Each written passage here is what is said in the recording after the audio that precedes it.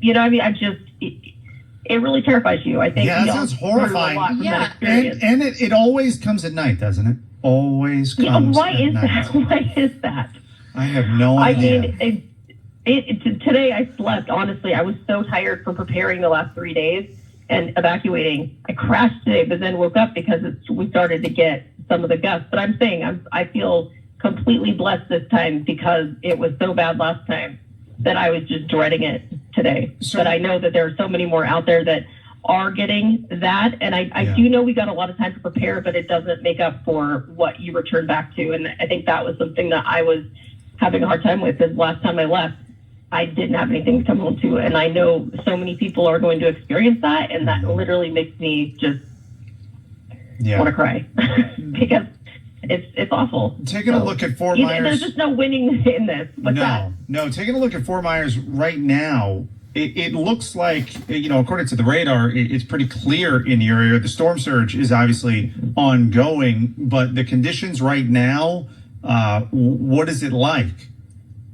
It's actually, we've had some pretty strong gusts. I'm in evacuation zone C right now, and so I'm well east of 41, which is a good thing. Mm-hmm. So I'm not seeing any of that right now. We did have numerous tornado warnings and tornadoes that were happening fairly nearby, very windy, kind of chaotic in the beginning earlier today. And then tonight, a few like shutter rustling gusts, but like I said, we still have power. I feel completely just like,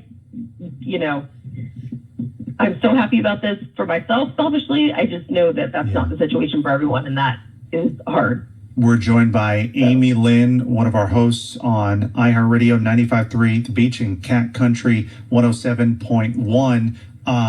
Let me ask you this. For those who are in the more severe portions of this storm right now, who are listening to our coverage here on iHeartRadio, as someone who went through the worst one of these storms can offer during Ian, what's your advice to all of them? I do the most safe thing that you can with where you are. And I would say if wherever you are, don't go anywhere. I mean, I know they say that, but literally trying to do that is in so many cases not a good idea. But make sure that and you should have already. I mean, I texted my address to so many people, but if you still can, if not, I say do the most safe thing that you can. And if they tell you it's time to go. And I mean, that was for us too. I mean, we were lucky to be one of the first that were evacuated off of Sanibel on a Chinook chopper. They had flown around all morning doing some basket rescues, but also flying over to see how many people they were needing to pick up. There was just not a lot of warning with Ian. And so like this one. So it was just really devastating. We had no idea either. We had no idea the causeway was out. And you literally get dropped off in North Fort Myers and, 7 dogs in tow. And then I'm like, okay, so like, where do you go? Mm-hmm. I mean, those are things you really need to know. You know what I mean? Because that was the thing. I was like, there's no forward right now, and there is no, past right now. So what do we do now? Yeah. It's really such a like humbling feeling. And but let me just say, I love Southwest Florida. I love it. I fell in love with it when I moved here in 2009. I would not change that. And I know it has for a lot of people. Will I maybe change like geographically my location? Yes. Not being so close, but I love it. I know why people are here and why they choose to do what we do to put up with storms like this. Well, I'm glad we talked to you. They are more frequent now. because I think that brings to the front of our minds, the job that we're going to have tomorrow and in the days after. Right now, we got to get through tonight and we got to get through this storm. But that information, like after you realize you just lost everything, like what to do next, we're going to work on providing that really information makes us think for everyone. About, and how we can help people. Yeah. There will be a significant effort underway that I know our team across the state and really honestly across the country at iHeartRadio are going to help with to make sure that we get things back to where they need to be here in Florida after Hurricane Milton. I honestly, I want to say that just because people in the Southwest Florida area, they know me. I am a local. Like, I have already been collecting my clothes because I went through this 2 years ago. So I've already got donations that are ready. So whatever we do end up doing, I would love to make sure that the things we have to donate, and anyone that wants to, is able to do that. Yeah, absolutely. Amy, we can't thank you enough. Amy Lynn, one of our iHeartRadio hosts from 95.3 The Beach and Cat Country 107.1 FM with us out of Fort Myers. Amy, we appreciate the time. We're glad you're safe and you're okay. If anything changes or if you learn anything there in Fort Myers, please reach back out so we can have you back on. Hey, absolutely. And just for everybody I know that are listening right now, thank you for listening, and please be safe. And, if you're hearing what to do, listen, and I'll talk to you guys soon. All right. Sounds good. Thanks again, Amy. Go ahead, Natalie. You've got an update for us? I do. Within the next 30 minutes, warning going out to Orlando to shelter in place. Otherwise, it's going to be too late. All right. So if you're in the Orlando area, you are running out of time. Get to where you need to be, because I can tell you what we're seeing coming out of the Tampa Bay area. You don't want to be in the wrong place at the wrong time here with the storm. And the Florida Division of Emergency Management just posted on X, do not walk out into receding water in Tampa Bay right now. The water will return through storm surge and poses a life-threatening risk. So, nobody should be outside right now in these conditions anyway, but you definitely do not want to be walking out where that water has gone back in, because it will come, back. Right. And if you're in the middle of it and it comes in, that's you got a real problem on your hands. All right, let's go back to the hotline. We've got Weather Channel meteorologist Mark Thibodeau with us. Mark, really appreciate you coming back on. I want to ask you about the Tampa Bay area real quick, because that's where the northern eye wall, the worst of the weather, is hitting right now, and flash flooding in St. Pete. 5 inches of rain in just 1 hour. Yeah, not surprising, too. Not surprising. This northern eye wall has some of the heaviest rainfall rates around anywhere. And, in regards to Tampa Bay, the reason why we're seeing the water empty out a little bit is because we have a north wind right now in St. Petersburg of 56 miles an hour, gusting 83. So that's pushing all that water down through Old Tampa Bay into Tampa Bay and trying to push it back out in the Gulf of Mexico. But as we said, as that western part of the storm moves in and the winds switch back around more to the west-southwest, it's going to surge right back in. So that's why it's so dangerous. Definitely don't want to go sightseeing there. Definitely stay away from that. Stay indoors. As person said before, this is no kind of weather for anybody to be out in. It's really, really dangerous what's going on tonight. And yes, the rainfall is adding up. We don't want to discount that, because that's becoming a big factor. We're going to see a lot of these flash flood warnings coming up now with this hurricane moving inland till 10:45. Basically, we have a blanket flash flood warning for the entire area, all the counties: Polk, Sumter, Citrus, Hernando, Hillsborough, Manatee, Pasco, Pinellas County, all till 10:45 p.m. We've had between 4 and 10 inches of rain already, and it's still raining. So we're going to have some places that are just flooded out big time. We might see some flash flood emergencies happening. This includes Tampa, Spring Hill, obviously, Clearwater, Lakeland, Largo, Bradenton, Pinellas Park, Plant City, Winter Haven, all points in between as well.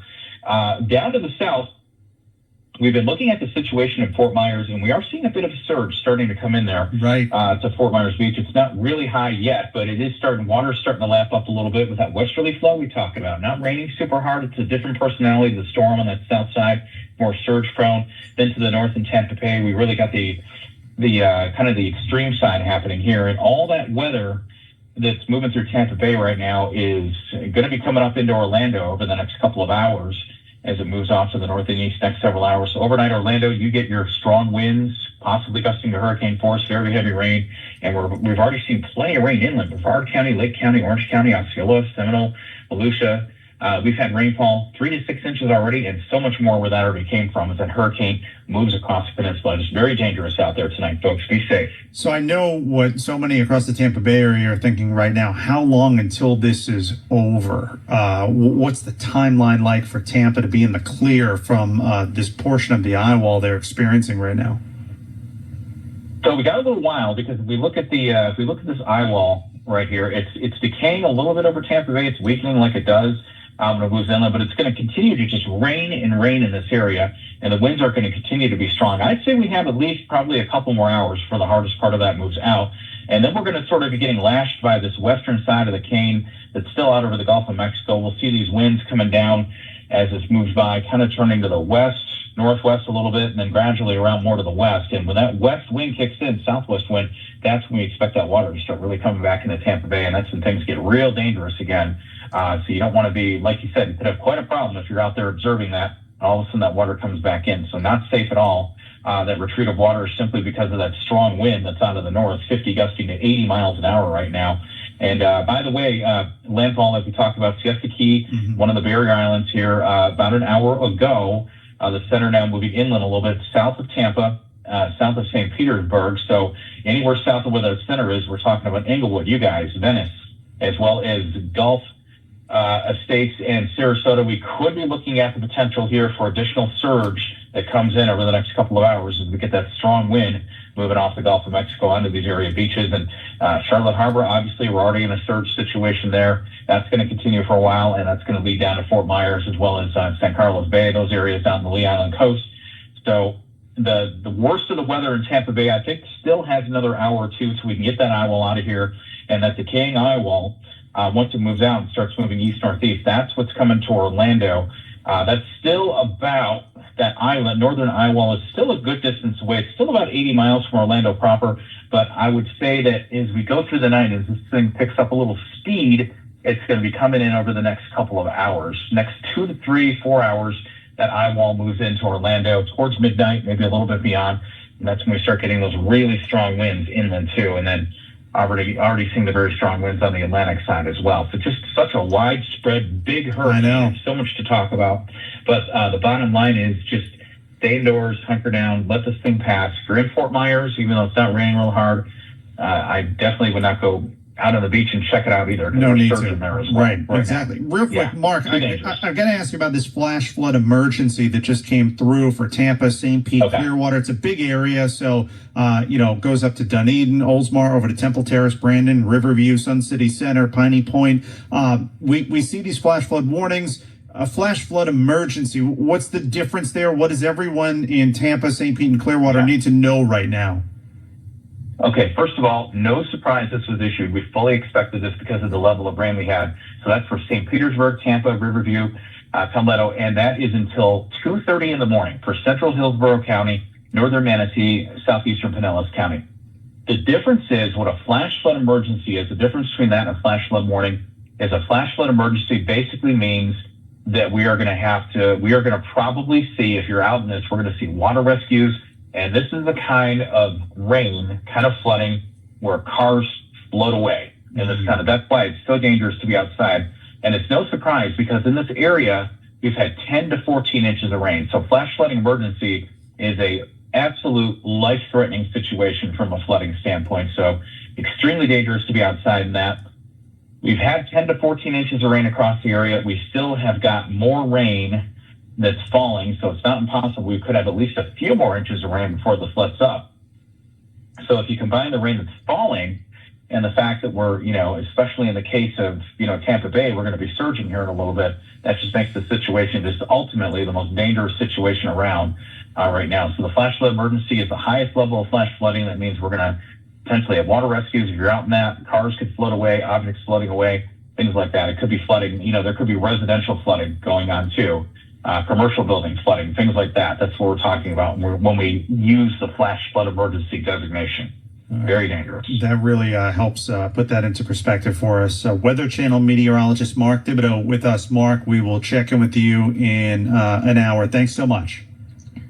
Okay, thanks. Boy, I got to tell you, if you're in the Tampa Bay area, you got to be wondering what the hell is going on. We just saw images of the bay, of the waters being sucked out of the bay. At the same time, they got flash flood emergencies going on around the area. It really is crazy. It really is crazy. And the lightning and the transformers blowing up too. Yeah. There's a lot of videos of the transformers blowing up too, and it's all different colors when that happens. Yeah, when you see blue, out there, it's not the aliens visiting. It's a transformer popping and that somebody's means, losing power. Yeah, exactly. What are we looking at in terms of the power outages? Well, over 1.1 million right now. 1.2. 1.2. Yeah, it's gone up, and a lot of those numbers coming in from Sarasota, Manatee, and Hardee counties right now, in addition to the immediate Tampa Bay area. And we're starting to see more inland now, too, with Lake County, Sumter County, Marion County, as, again, that northern part of the eye wall starts inching closer to Orlando. Yeah. And on our text line at 97720, we have people asking in Lakewood Ranch and in Sarasota and Northport, is the storm done? Because it is not. No. That's the eye of the storm where it's very calm, but you do not want to go outside. The storm is not done. That's just the eye moving through, and there's going to be more bands of wind and rain that are going to be coming through. Also, a lot more people talking about their power outages. I'm in South Point and Riverview, just lost power, heavy winds at Cape Hayes right now, coming out of the eye in Bradenton. Winds are starting to pick up for someone who texted in from that area. Somebody just said their power is back on in Sun City Center. Don't know if that's going to last. Power out in Fishhawk. Lots of sparks flying on one of our poles in Northport. So thank you so much for sending these texts in at 97720. It's really, helping us get a handle on what's going on out there and where people have power and what they're experiencing too. Man, some of the flooding. I'm looking at images out of Venice. I mean, this is serious. I mean, that's a lot of water on the ground. It really is crazy. You've got two things happening simultaneously. You've got the storm surge happening from Sarasota south, and then you've got the flash flood happening in the Tampa Bay area, so north of Sarasota up through Pinellas County, Pasco County, and then a little bit more inland. And the wind too, with we just saw a picture from Citrus County where a huge tree fell on a house. So lots of that going on too. And again, you can text us at 97720 to let us know what you are seeing now.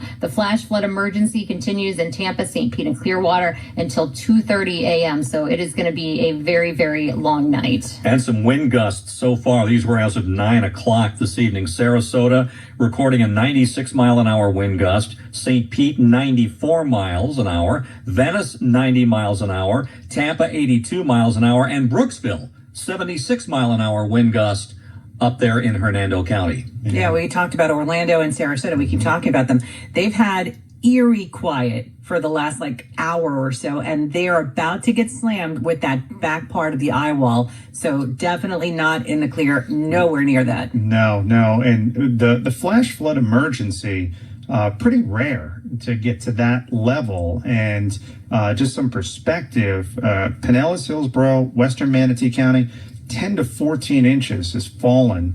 And, the rain's not stopping anytime soon. That's a lot of rain. In some places, it's coming down like a sheet. Like you think of the afternoon thunderstorms that we get that are pretty bad. The rain coming, and you feel like it can't rain any harder. Mm-hmm. And this is just like sheets of water dumping out of Hurricane Milton right now. The sideways showers. Yeah. Oh, love those. This is a Category 3. This is a major hurricane hitting the Tampa Bay area, Sarasota, and the impacts are extending well beyond just the West Coast, obviously all the way down to Fort Myers with the storm surge and, Orlando.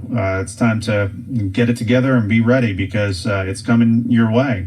What a night. Crazy. It really Fifth is. hurricane to make landfall. It's exhausting. It's exhausting. It is exhausting. I can speak for everybody. I know. I feel I need a cup of coffee. I'll say that right now. Yeah. It really is exhausting right now. Still to come, we're going to check in this hour with a reporter in Manatee County. There's been a lot going on there, so we'll get an update, and we'll check in with the Deputy Director for the National Hurricane Center, Jamie Rome. He'll be on with us at 9:50. Again, like Dana has been saying throughout the night, 97720 is the number where you can text in what's happening in your location. Citrus County, going up a little north, power out since 8 o'clock. New Tampa in Hillsborough, power's been out for a while. I mean, wow, this texts are coming in at a really high rate right now. I just lost my place. Right. Oh, geez. Yeah, lots of wind reports. Sarasota, Lando Lakes, the wind is coming in. No power in Port Charlotte. East Bradenton, Lakewood Ranch lost power. Oldsmar, freaking scary. So loud, and haven't had power since 4:30. Wow. Yeah. That was early to lose power. You know, one thing Did we they talked pay their about, bill? Yeah, that's a good question. One thing we talked about earlier in the day that was unique about this storm was the fact that, and this might be why they lost power, you had that other system. Oh, the There was- blob. Yeah. The blob. There was what I called it, the appetizer ahead of the main course that was making its way through parts of the state of Florida in advance of Hurricane Milton. So you had some severe weather with that, and then of course we've got the hurricane. So If you'll recall, this is the system that was gathering some attention last weekend when the forecasters were saying, hey, this is something we need to look out for, but it's not Helene. It's the conditions are different. It's going to be impacted by this, that, and the other thing. And then all of a sudden it became, we're in for a 1-2 punch. Yeah. So that was the one. Yeah, The and that rainstorm was was the what it one. was. That was the one I think that was kind of maybe going to come together, and it had like a 50% chance, and then they Yep. dropped it down to a 40% chance. I'm like, oh, all right, well, you know, Okay, yeah, it's nothing. fine. And then all of a sudden, it was over the weekend that this one started to pop up, and I remember Ryan texted me and he said this storm is going to be a problem this weekend. I don't think at that point we realized just how big of a problem it was going to be because it intensified so much that nobody knew that was going Right. to happen. And also, I remember, talking to a friend when we were looking at the track the other night and saying, okay, they've got it at, a category 1 here, a category 2, and then a category 3 all the way across the Gulf. And we're not meteorologists, but we thought to ourselves, that doesn't seem realistic. Like, I think a lot of people saw that and thought, this is going to intensify. And then we watched it get up to 180 miles an hour. Wind. So, But that was also something that was in the forecast that they said that was going to happen because it was in an area of the Gulf that was very conducive to development. So the thinking there was, yes, it is going to intensify, but Dennis Phillips's Rule 7, don't panic. right. yeah, meteorologist from the Tampa Bay area. He has this rule number 7, don't freak out until I'm freaking out. And I wondered when exactly that rule was getting tossed right out the window Right, yeah. with this storm. I don't know. But in that area, it was going to develop very quickly. And, what was going to be the top end of development, we weren't sure. They thought maybe it was going to be a 3 or a 4. Well, it turned out to be a 5 for a period of time. And then it was going to weaken as it approached the coast, which on one hand sounds great that it wasn't going to be a category 5. It was going to be somewhat weaker. But on the other hand, you've got the storm expanding now to the point that it pretty much encompasses the entire state of Florida. Orlando is going to be in for it in about, an hour or so? Yeah. If that. Hopefully Mickey is in a safe space. I guess. I Mickey's hope hunkered so. down Yeah, with Minnie. he's in the castle, which is Yeah, the I fact hear. that it was Cat 5 twice. Yes, Yeah. you're right. Not once, but twice. No, not many storms No. do that. That's what one of the unique aspects of this storm. All right, let me go to the hotline now and bring in News Channel 8 reporter Brittany Muller, who is coming to us from Manatee County. Brittany, thanks so much for joining us for a few moments here. Tell us about your experience there in Manatee County right now and what you've seen over the past hour or two.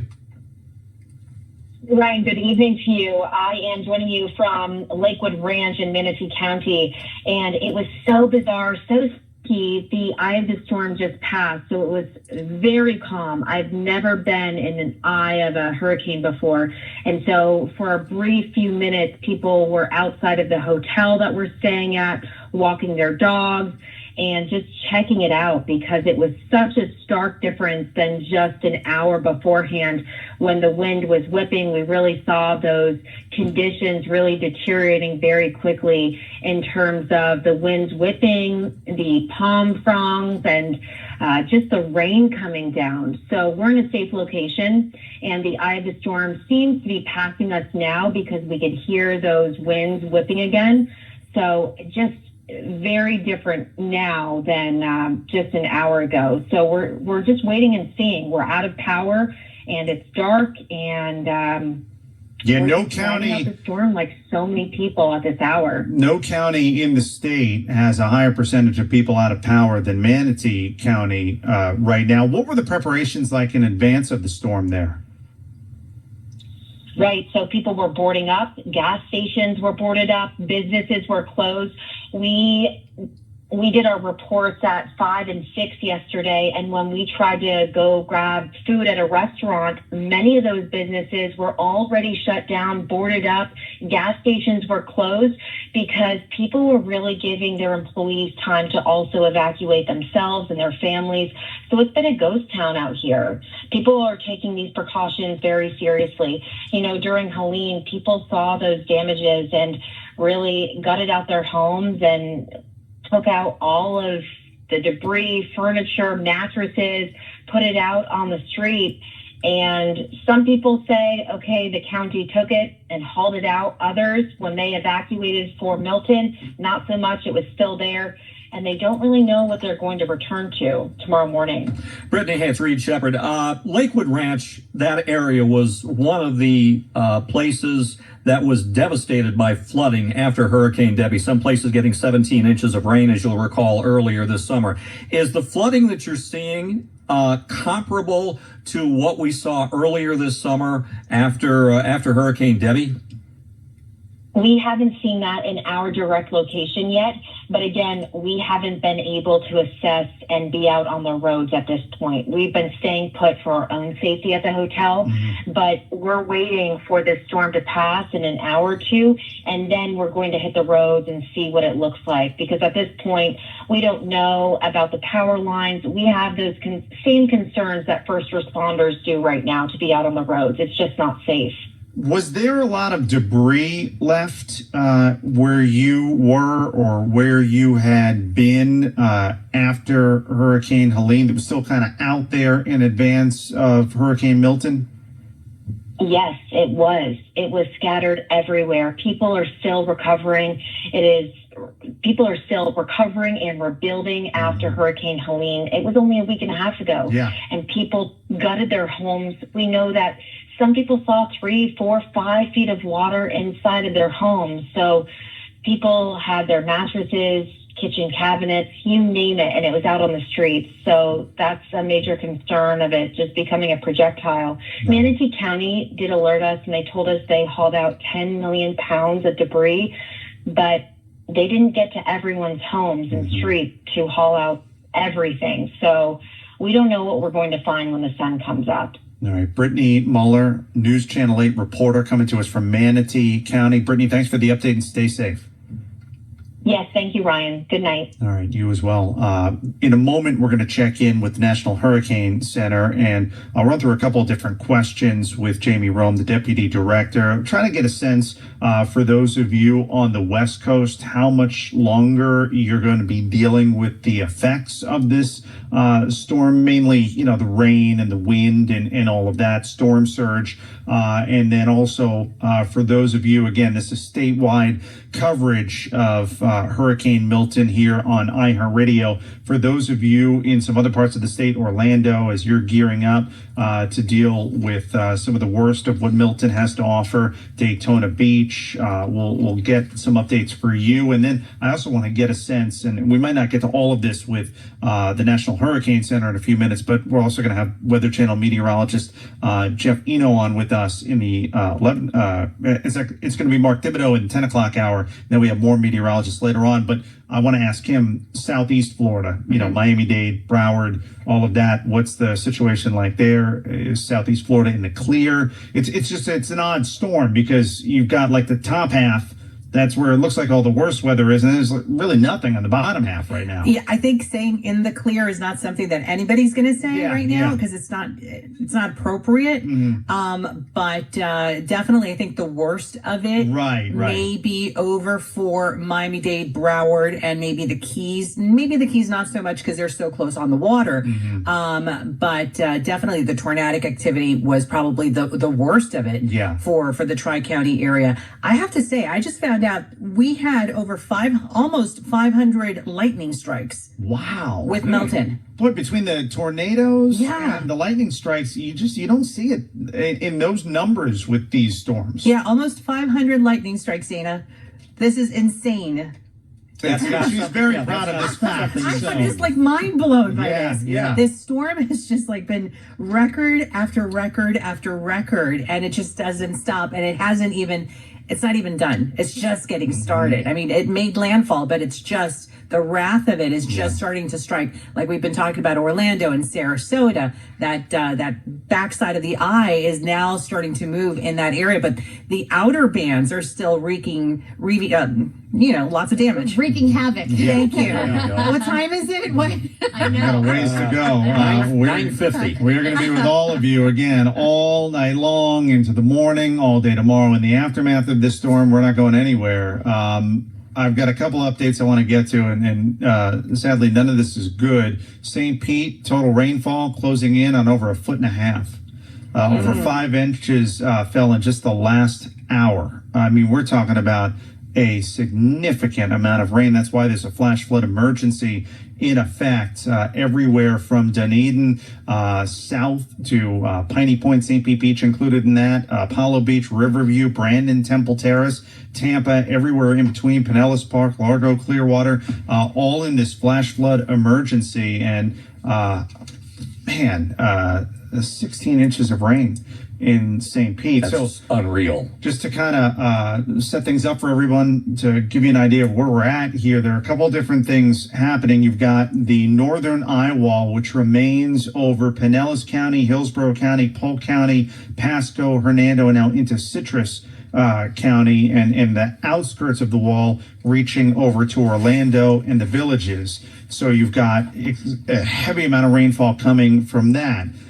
Then you've got the storm surge that is impacting Bradenton, Sarasota, Northport, Port Charlotte, Fort Myers, down into Naples. So you've got multiple things happening at the same time. And then when you broaden things out a little bit, I mean, Jacksonville feeling the effects of this storm.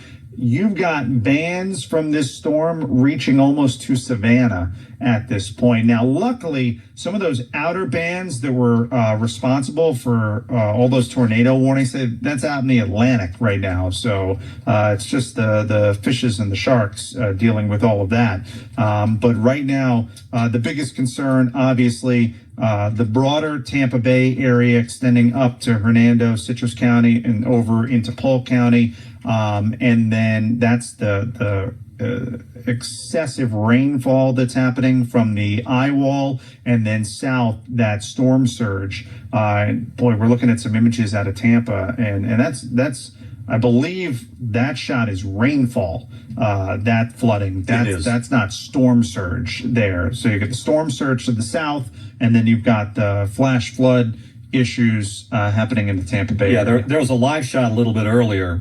Somebody had it up there from Bayshore Boulevard where you could see the water leaving the bay. Right. So, which always kind of strikes me as something very unique with these type of situations when that could occur. So, please don't go out in the bay right now. That water is going to come back in. Take a selfie. Don't do it. Come rushing back in. All right, let me go to the hotline now and bring in Deputy Director for the National Hurricane Center, Jamie Rome, is back with us. Jamie, thanks so much for joining us. So where is the worst weather in terms of the rainfall? Where is that at right now? It's over the Tampa Bay area, Tampa St. Petersburg. We're seeing rainfall rates of upwards of 5 inches per hour. And as of a few moments ago, a flash flood emergency was actually issued for that area, and that would include Hillsborough, Manatee, and Pinellas County. Now, the storm surge aspect of this storm, where is that happening? Where are we seeing the largest storm surge totals? That's to the south of where it made landfall. So it made landfall a little over an hour ago around Siesta Key. So the worst of the storm surge is going to be to the south or to the east of where it makes landfall. So that's going to be the Port Charlotte, area or Sarasota County. And how significant of a storm surge are we seeing up to this point, and when will we see the height of that storm surge? We're probably starting to see the worst of the storm surge now and in the next couple of hours. So things won't get better there to after midnight. We don't have instruments that are capable of measuring this type of extreme storm surge. So we have to go in after the fact and do, surveillance, damage surveys, if you will, to estimate the peak surges. But I can tell you from experience, that kind of wind field, that kind of hurricane, you're getting every bit of the 9 to 13. Over on the southeast coast, West Palm Beach, Fort Lauderdale, Miami, what are they going to be experiencing throughout the course of the night tonight? Based on the radar, it doesn't look like there's a lot happening there. What will the situation look like there for the next few hours? Well, we had that round of tornadoes go through earlier today, which was unfortunately deadly in certain spots. That threat has diminished, thankfully, and so now we're just looking at this gusty tropical storm force winds overnight. The radar has largely cleared out. There could be isolated little bands that come rotating through the South Florida area. But I think other than some gusty winds, we dodged the worst of it down here in South Florida. All right, Jamie Rome, Deputy Director for the National Hurricane Center with us. Jamie, thanks so much. We'll talk to you in an hour. Thank you. All right, I've got a couple other questions that I wanted to get to with him. National Hurricane Center is a little busy right now, so I don't want to take up too much of their time. I want to get a quick update from them, but we will talk to Weather Channel meteorologist Mark Thibodeau in about a half hour, and I want to get a sense of the timeline for Orlando, when Orlando is going to see the worst of this storm, and when the Tampa Bay area might finally get a break. Yeah, so on our text line at 97720, somebody actually just said anyone on the road in Orlando needs to get off the roads right now. So It sounds like things are getting pretty nasty in Orlando. Also, wind and rain just started again in Bradenton. That came in a couple of minutes ago. A lot of people saying power out and flooding in Venice. Joan texted in and said city limits of Dade City, very steady rain and very gusty winds, no power since around 7:30. So a lot of people texting in DeSoto County, no lights in a middle school, in a shelter, and people are hearing the hard winds, and that's in a shelter right now, where that is just not a very comfortable place to be, but it was necessary to make sure that people are safe. Right now, the power outage number is over 1.3 million, so that number has jumped exponentially over the course of the past hour and a half. No, yeah, definitely has, yeah. And some of the hardest hit counties, Pinellas County, they track about 568,000 people in Pinellas County, and about 315,000 are without power, just to give you a sense. Manatee County, Hardy County, Sarasota County, then of course Hillsborough, Pasco, and Hernando, some of the hardest hit counties up to this point, all along the coast, basically where the storm made landfall and where the eye wall has hit, and that's why. So we've been telling you with the power outages that were expected, iHeartRadio app, that's going to be the way to get the information that you need throughout the course of the night tonight. And I think when these storms hit a little bit later, the thought process is, all right, there's really nothing I can do. I'm in the place I need to be, and just sleep through it and wake up in the morning and see what happened. And then once you're in it, that doesn't happen. Yeah, nobody's going to be sleeping tonight. No. You could not sleep through this. No, you're worried about what's going on outside your home. You're worried about if there's any damage. And it's just so loud. It's loud. The wind is just so loud. Like a freight train. That's what it sounds like. And it's constant. And that howling that just doesn't let up for an extended period of time. It's very unnerving. Maybe it's so unnerving that it happens at night. Mm-hmm. Maybe more so than the day. Oh, 100%. What do you think? 100%. It's more terrifying at night. The boogeyman in the middle of the night. Yeah, we were initially looking at the possibility of something happening at 1 o'clock in the afternoon. Yeah. Okay. Then it became 2 o'clock in the morning. Then it became, it fluctuates all over the place. But I remember thinking to myself, well, if we're going to sit through the worst of this, I'd rather do it in the afternoon. Oh, yeah, absolutely. But that's not going to happen. There was a wind gust just recorded at 102 miles an hour at Sarasota Airport. So, yeah, those gusts are really, really strong right now. Yeah, that wind is kicking. But going back to what I was saying about not being able to sleep through the storm, even though it's hitting at night, that's why we're here. And that's why we're going to be live with you the entire night. We're going to go as long as we can. I mean, we have to go until at least 2. Right. Is that what our shift is? Yeah. there's nobody coming for us until 2, so we got a ways to go. But then we have another team that's going to take over in the middle of the night to keep you up to date on everything that's happening, and then we'll be back at 5 in the morning. Yes, Very quickly, it's now a Category 2. All right, so Milton the is now latest. a Category 2, the latest from the National Hurricane Center, which would bring the top winds down to around what? You're looking at me, Reed. I don't know. Stop looking. You're the host. You're the goat of hurricane reporting, Ryan. It's, the wind speed has dropped a little bit from where it was. It was at 115. It was 115 miles an hour. Yes, so it is. Oh, well, I'm looking at this report right now and I can't see it.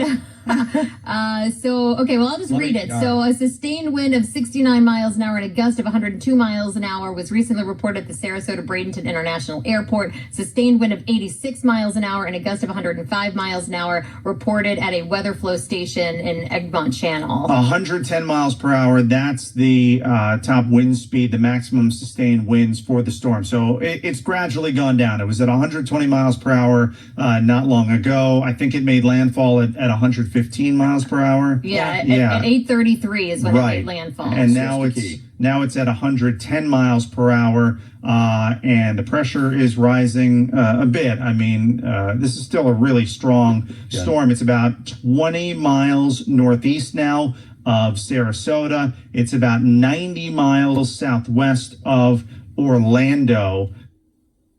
Fast it's moving. It's moving 16 east northeast. miles an hour. Yeah, it's 16 miles per hour. So that's where we are.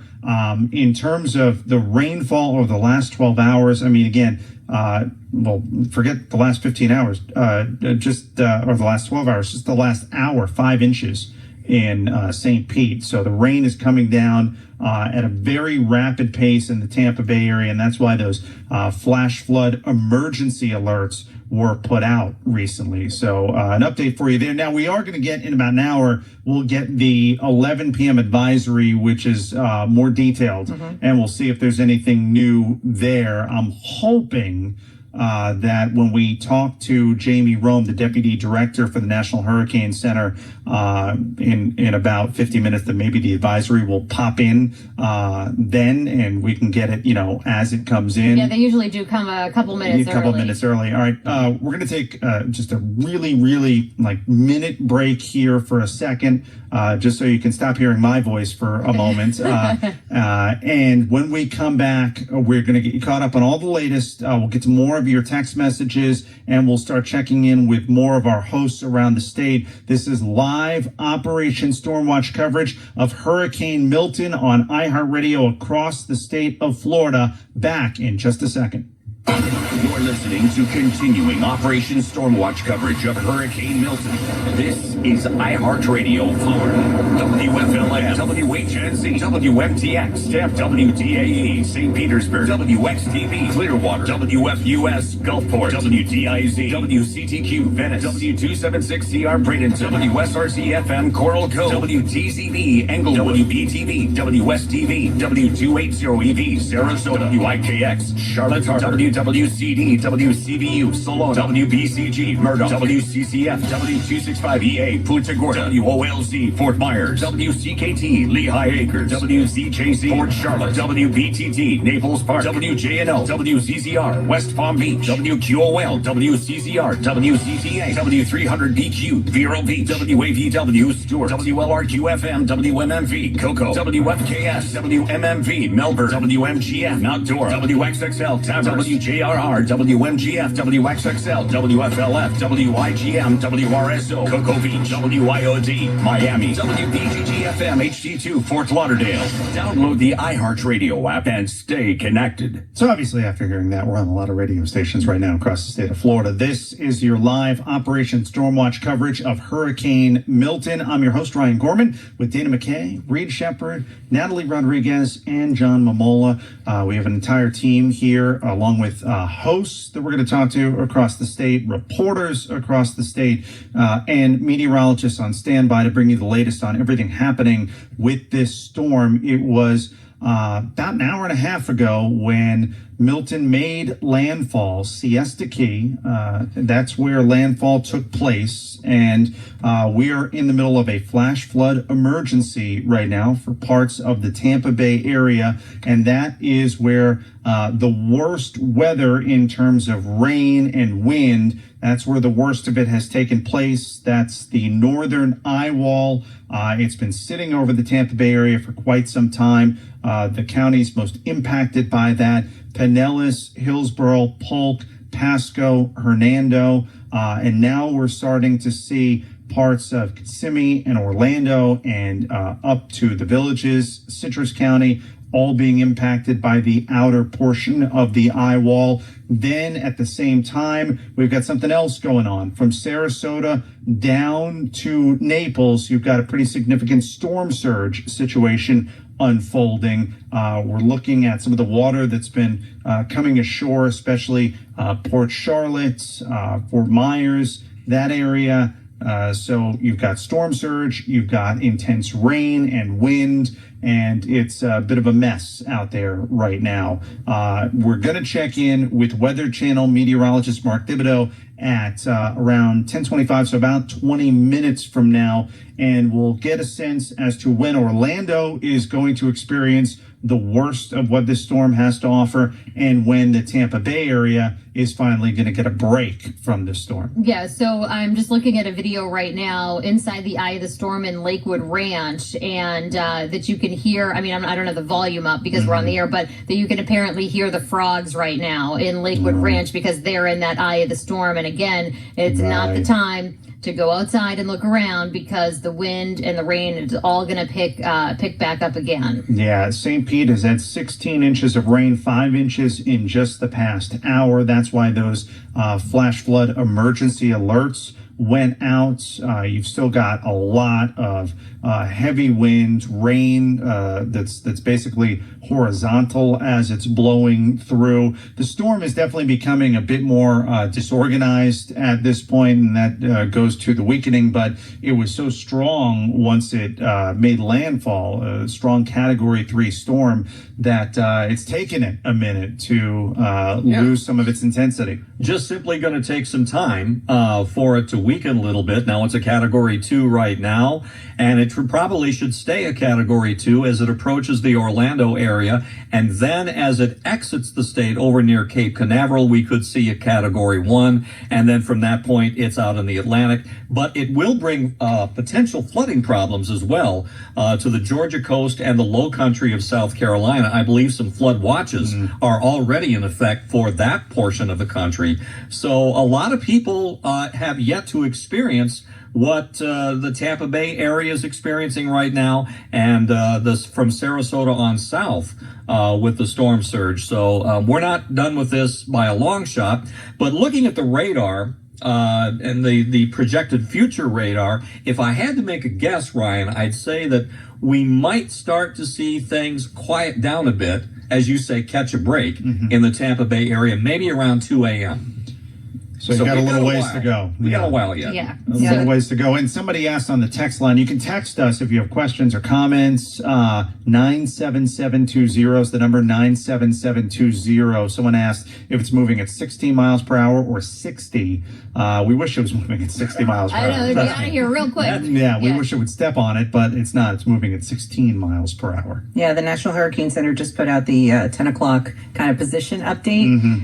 Sustained wind of 69 miles per hour and a gust of 102 miles per hour at the Sarasota Bradenton International Airport.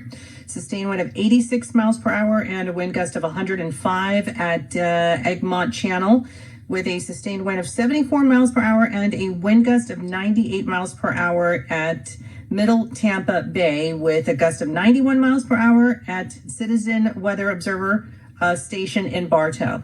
Yeah, to give you a sense of some of the wind speeds, this is over the course of the past 20 minutes or so. Bradenton, winds are at about 69 miles per hour with a gust of 102. St. Pete, 56. miles per hour with a gust of about 83. Clearwater 45 miles per hour.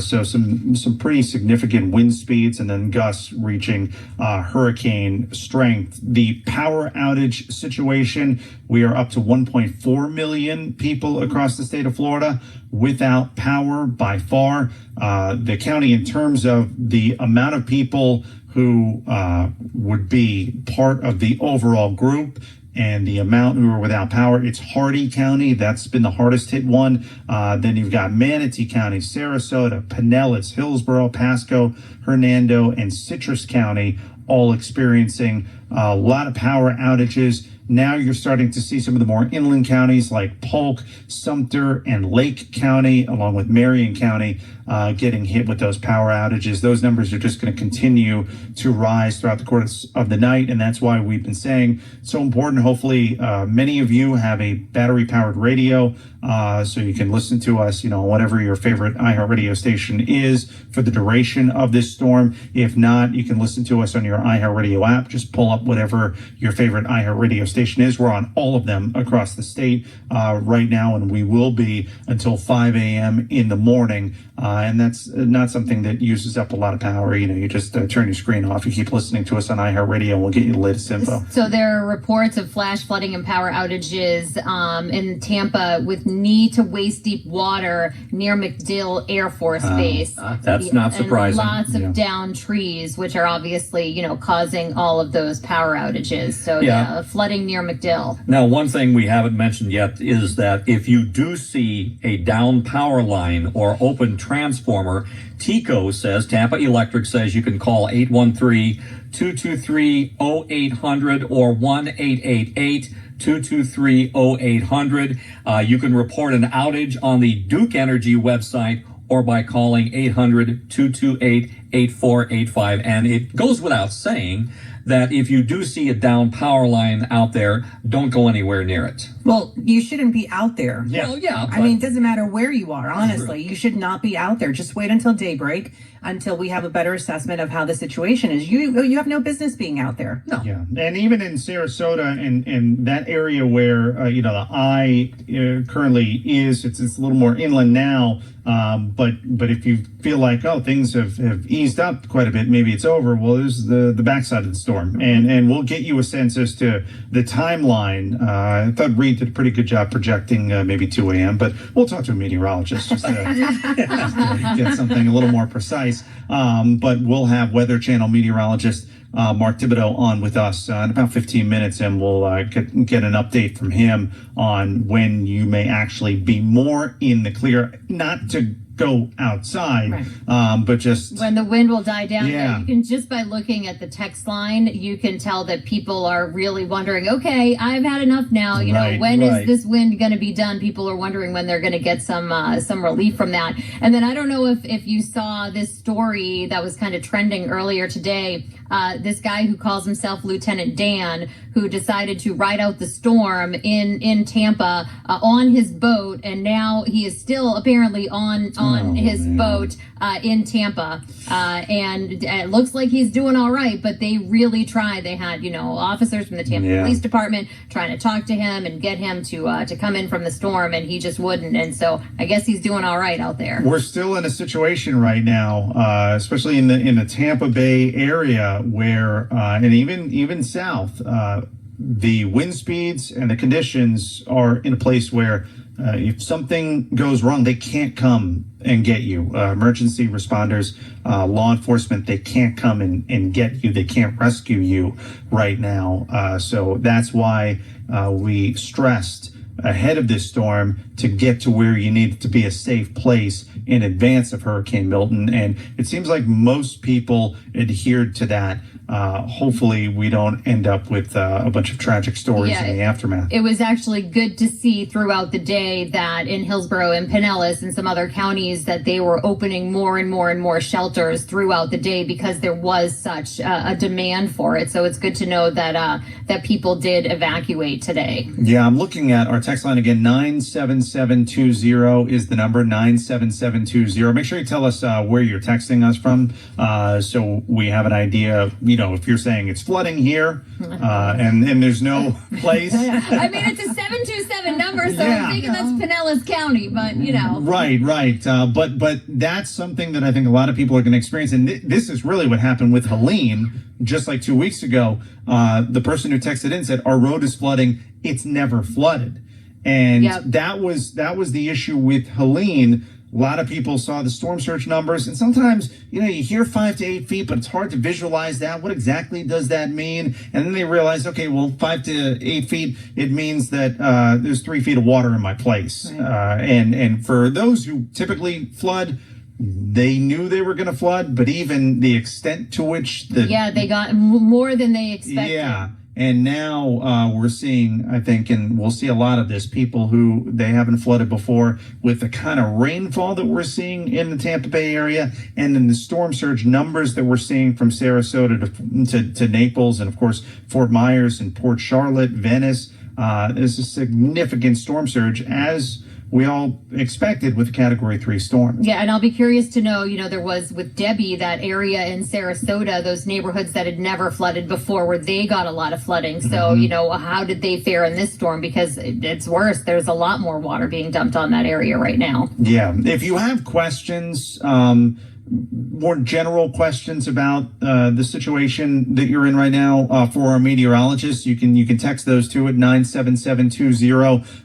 We only have a limited time with them. They're very busy doing forecasts for lots of different people, especially the National Hurricane Center, but we try to squeeze some of those in. But for the most part, I think everybody listening right now, it's like depending on where they are, if you're Sarasota South, how bad is it going to get with the storm surge? That's like the main question, because the main thing they're dealing with right now. And then in the Tampa area, when is it going to finally let up? When are we going to be out of this eye wall, the worst of it? Because those winds, I think it's that they don't stop, especially in the Tampa Bay area, where you're not getting the eye of the storm, where there's at least maybe that little break. It never stops. Right, it's just spinning. It keeps howling. Right. Yeah, it's really, really unnerving. Just goes right through you. Yeah, a lot more text coming in at 97720. Hernando County experiencing very strong heavy winds right now. In Sarasota, someone else asking, when are the winds going to die down?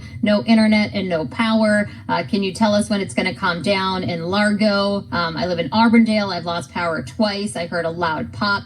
The winds here are very, very heavy. Another person said we just lost power in Palm Harbor. Sarasota Springs just lost power. Somebody said this is torture. Yeah. I'll go along with that. So 97720, that is our text number. And if you can tell us where you are, and if you have any questions for a meteorologist that we're going to talk to in a little bit, you can submit that. And I'm also curious to know, people are inside obviously, but have any trees fallen down that you've noticed? Yeah. I'm curious to know about that. Real quick, John in Northport evacuated and has a question that I'm happy to answer. Wants to know the score of the Yankees-Kansas City game. The Yankees won 3-2, and they lead the series 2-1. So, hey, anything we can do to help. Let's go to the hotline now, and we want to bring in one of our iHeartRadio hosts, Maverick, out of Sarasota, is with us. Maverick, thanks so much for taking a moment to come on with us. And Sarasota, boy, right in the middle of this one. What's been your experience so far? It started slow, Ryan. I'm actually with my mom at her place in Venice, and high and dry, but a lot of rain and a lot of wind. It really started picking up around 5-ish, and we actually lost power at 6:30. And I would say from about 6:30 to about 8:30, it was pretty intense. And I guess we were in that eye wall. It went right over top of us, and we're now on the back end, I guess, of the spinning of it coming back around, and winds seem to have picked back up again. They're at least tropical storm force or low-level hurricane at this point. I'm seeing treetops dancing, still pretty good right now. So it's dicey. In your community, what were the preparations like, and did people have debris from Hurricane Helene and all of that? It was interesting. I'm interior here, and all the barrier islands have debris everywhere. My co-host Lulu lives on Siesta Key. She sent me pictures. She evacuated. She went into Georgia with family, and she sent me pictures as she was leaving on, I think it was Tuesday morning, and there was stuff everywhere along Siesta Key. I've got a friend who owns a business on Anna Maria Island, and there was debris all over Anna Maria Island still on Tuesday afternoon as well. So where I am, there isn't a lot of debris, but we're not near the coastline. So yeah, I'm a little nervous for a lot of family and friends with potentially what may have happened with damage just on shrapnel based on that near the barrier islands. You know, I think of Sarasota, and you had some pretty significant damage from Hurricane Ian. And then with Hurricane Debbie, the flooding, some of the flooding that took place in Sarasota, especially neighborhoods that usually don't flood, that was significant. Then Helene, and now you get the direct hit. It just feels like Sarasota's been through so much with so many storms in recent years. Yeah, it has been rough. Ian was mostly inland. Mm-hmm. My mom got some damage, mostly minor, but a lot of trees down with Ian, as did a lot of other people, a lot of roof damage. Debbie was interesting because when it went over us, it was still a tropical storm, but it was very slow moving, and it was a soaker. And the problem with that was it dumped rain in places that had in past been either in flood zones or had areas where they could retain water, and they had been developed. And so that, was something that people are still talking about. And then the Helene issue, which skirted the coastline. So the interior sections got it with Debbie, the coastlines got it with Helene. So there really wasn't anywhere to hide because Lakewood Ranch, central Sarasota, areas that had never flooded, really flooded. And then you had the issues with the dam in eastern Manatee County, where there was flooding in that part of the county as well, in Manatee County. So, yeah, on both the coast and the interior parts, it has been a rough couple of months. We're joined by one of our iHeartRadio hosts, Maverick, out of Sarasota. Because of all of that, do you feel like the preparations that were taken in advance of this storm were pretty good throughout the community? Yeah, I think everybody took a note. I think there was, I grew up here, so I've been in Sarasota, Manatee County since first grade, and there was more preparation for this storm than ever. We were talking to authorities over the last couple of weeks from the Helene setup to this, and I think there may have been some caution with Helene because we typically don't see a lot of that. We had never really seen that. And then when Helene flooded, a lot of people's friends, neighbors, or their favorite restaurant on the water was destroyed. St. Armand Circle was underwater. I walked St. Armand Circle Monday, and there's no businesses open on St. Armand Circle. There was debris, all scattered from all the restaurants and businesses.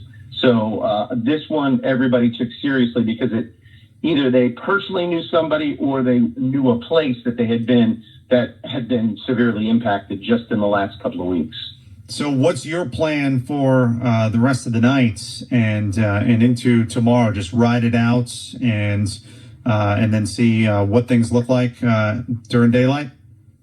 Yeah, it's, I was looking to try to get a little rest. The problem is even with intact windows in the house, the wind, it's interesting. We have lulls, but it has this, and if anybody that's been through this, it has this whistle on occasion that is, you can't describe it. And it, you're waiting for the other shoe to drop sometimes when you hear that whistle because it's not good.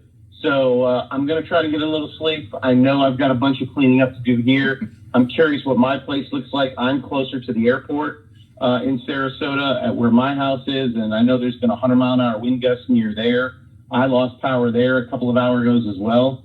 So, it's going to be see if this dies down in the next hour or two, try to get a little rest, and then begin an assessment and cleanup. I know I had some big branches down in her front yard while we still had light out. And then, of course, once it gets dark, these things always seem to happen in the dark. Mm-hmm. You you hear this metal banging, you hear pots crashing, and it's like, you know, you don't even know what it is. So yeah, I'll be curious to see. Safe, we're safe. That's the biggest thing. But how much destruction was done? Yeah, that'll be the light of day. All right. Well, Maverick, get some sleep for all of us, will you? We'll see, man. We'll see. iHeartRadio host on 92.1 CTQ in Sarasota, Maverick with us. Maverick, thanks so much and stay safe. You guys too. All right, now let me bring in Weather Channel meteorologist Mark Thibodeau. So, Mark, let me start with where the worst of the weather in terms of the rainfall, the wind, and all of that, where is that located right now? Well, it's still basically over us. It's still over the Tampa area. It is starting to move a little more northeast, but what we're going to see happening here is I think the winds are actually going to get a bit stronger than they are now, because what's going to happen is that this western part of the circulation, this western eye wall, is really kind of putting a pretty good beating on the coast right now. The winds are 48 gusting to 84 miles an hour at Albert Wooded, and across the rest of the area, similar wind gusts happening as well. Down to the south, Sarasota was gusting last hour to 102 miles an hour. So we really have got a serious wind field with this western side that's moving in. The heaviest rain is beginning to shift a little bit east, but I say the worst of the weather because we've got the strongest winds. We still have got some of the heaviest rain. And because of all the rain we've had, we do have a flash flood warning for Polk, Sumter, Citrus, Hernando, Hillsborough, Manatee, Pasco, Pinellas County till 2:45 in the morning. And that's on top of the numerous other flash flood warnings. We're just surrounded basically by flash flood warnings until the middle of the night, till 2:45, 3 a.m. We've had anywhere from 4 to 10 inches of rain. We're going to get probably 3 to 4 more inches of rain before this moves out. So we're going to have major flooding going on in many places. And we still could have a surge, at least some kind of a surge into Tampa Bay. We're getting surged in Charlotte Harbor right now, big time. And we're seeing the water levels come up into San Carlos Bay, down around Fort Myers and Sanibel. So, yeah, big problems. Now, Orlando, this is going to be your hurricane coming up in about 2 hours. We're going to see that eye wall moving in. The weather's really going to tank overnight. We're going to see the winds coming up, the rain getting much heavier. And basically, we're going to have an inland hurricane on our hands moving across central Florida, moving across Orange and Osceola counties as we head through the next few hours. Early pre-dawn hours, we're talking about Daytona Beach, St. Augustine, your hurricane here, and then finally exiting off by 7 to 8 a.m. off the Atlantic seaboard. So, wow, what a night we have underway. Yeah. Flooding, high winds, power outages, debris in the road, very dangerous. It's still possible we could even see a couple structures getting washed away from the surge that happens along various points along the Gulf Coast, especially south of us. Throughout the night. Just extremely dangerous out there. Let's focus on the Gulf Coast counties for a moment, and we'll talk about everything from, Citrus County down through Fort Myers and Naples. Okay. Everybody wants to know right now who's along those coastal counties. When are things really going to start to ease up for them? So I think around Tampa Bay, we're talking about probably another 2 hours, the way it's looking at me in terms of the rainfall. I think it's going to take a while for those winds to come down across St. Pete and Tampa, because we're going to be getting lashed by the west side of that circulation for a little while. So even after the rain stops, I still think the winds are going to stay up. So we're going to continue to see the power outages mounting across the region because of the winds, because of the ground so saturated. Those trees are going to come down a lot easier. Now, further to the south, this is a two-personality hurricane for sure, because further to the south, it's a little drier, but we're surging all across these coastal areas. And I think in those areas, the winds are maybe not quite as strong around places like Fort Myers and Cape Coral, but we're getting the storm surge heading into some of the coastal areas here. And into Charlotte Harbor, the winds are pretty strong there in a lot of cases. Your weather in these areas on the southern edge of the hurricane is going to improve a little more rapidly compared to what's going on around Tampa, because Tampa is closer to where the leftover center is. So Tampa, you got about 2 to 3 hours, I think, more of this heavy rain. Then the winds will gradually follow overnight. Those will gradually come down. Charlotte Harbor and places like Fort Myers, I think your water levels still are going to come up a little further. So that's why it was urged to evacuate some of these areas, these coastal areas, because once you get that westerly wind component going with the hurricane, it's going to keep going. It's going to keep surging with those strong winds until that wind backs off or changes direction and pushes the water back out into the Gulf of Mexico, frankly, where it belongs. So we're going to continue to see the conditions go downhill, I think, a little bit south towards Fort Myers, Cape Coral, and Naples as well. And then what we'll see further north is the heavy rain gradually tapering around Tampa and St. Pete, but we'll see the wind stay up a little longer up this way. Now, further north, we'll see the conditions getting a little worse, I think, way up to the north of us as we look at the area moving all the way up to, say, like Cedar Key. I think the weather gets a little worse there as the hurricane moves a little north and east, and we kind of get lashed by that western side as well, with some high winds, heavy rain, and some flood potential. And again, we just have got, if you look at a map of where the flash flood warnings are, we have got the entire central part of the state covered in flash flood warnings from the Gulf side all the way over to the Atlantic side. And that's a long ways, really. If you look at it from Tampa Bay over to Daytona, you're talking about 130 miles. And we've got flash flood warnings all the way across the state because of the heavy rain that's occurring with this hurricane. We're talking double-digit rainfall totals and tropical storm force winds gusting to hurricane.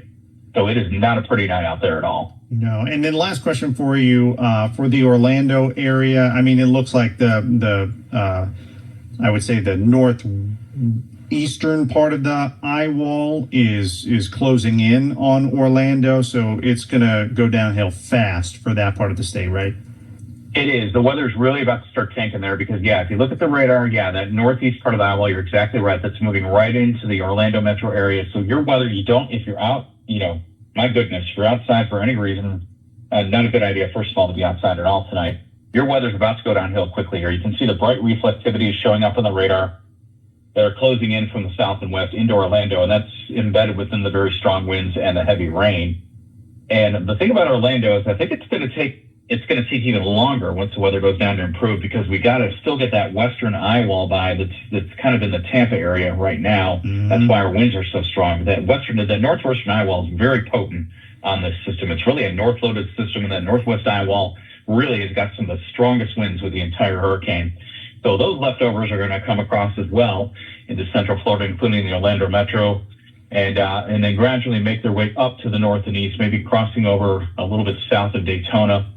So places like Daytona as well, on the Palm Coast, as well as maybe as far north as St. Augustine, feeling a pretty good clipping from this hurricane with the tropical storm force winds. And in the case of like Daytona and a little bit south, we could very well have gusts to hurricane as well. But Orlando, your weather really starts going downhill very soon here, and it's going to last for a while too. We're talking several hours. So I wanted to ask, because we had somebody who texted in Port St. Lucie where they had some really awful tornadoes earlier, and she said, we're desperate for information. Are there going to be any more tornadoes tonight? What can we expect? It does not look like it to me because that part of the storm, first of all, I'm really sorry that happened. It's, this has been a really bad hurricane with all the tornadoes we had. Hopefully everybody stays safe there in Port St. Lucie, great town. The thing is, when you have a hurricane like this, the tornado quadrant typically is about 150 to 200 miles east of where the center comes in. And that quadrant of the hurricane is now out over the Gulf Stream, over the Atlantic waters. And I can look on the radar and I can see here all the severe thunderstorms that we have out over the Atlantic Ocean. There's probably water spouts happening out there right now. Yeah. If we draw a line here from like, let's say Orlando to where that stuff is out in the Atlantic, we're talking about 138 miles out to sea. And that is where your tornado quadrant is. That's over water. So I don't think we're going to have any more of that. However, a little caveat to that is sometimes right around where the center is, where that goes, we can see a quick spin up occasionally. However, but if you look at Port St. Lucie on the map here, it's a little too far south from where the leftover center is. And that tornado quadrant I talked about, that's already way out in the Atlantic. So I think we're good to go in Port St. Lucie. I don't think we're going to see any more tornadoes tonight, but we are going to see that center going back to the north.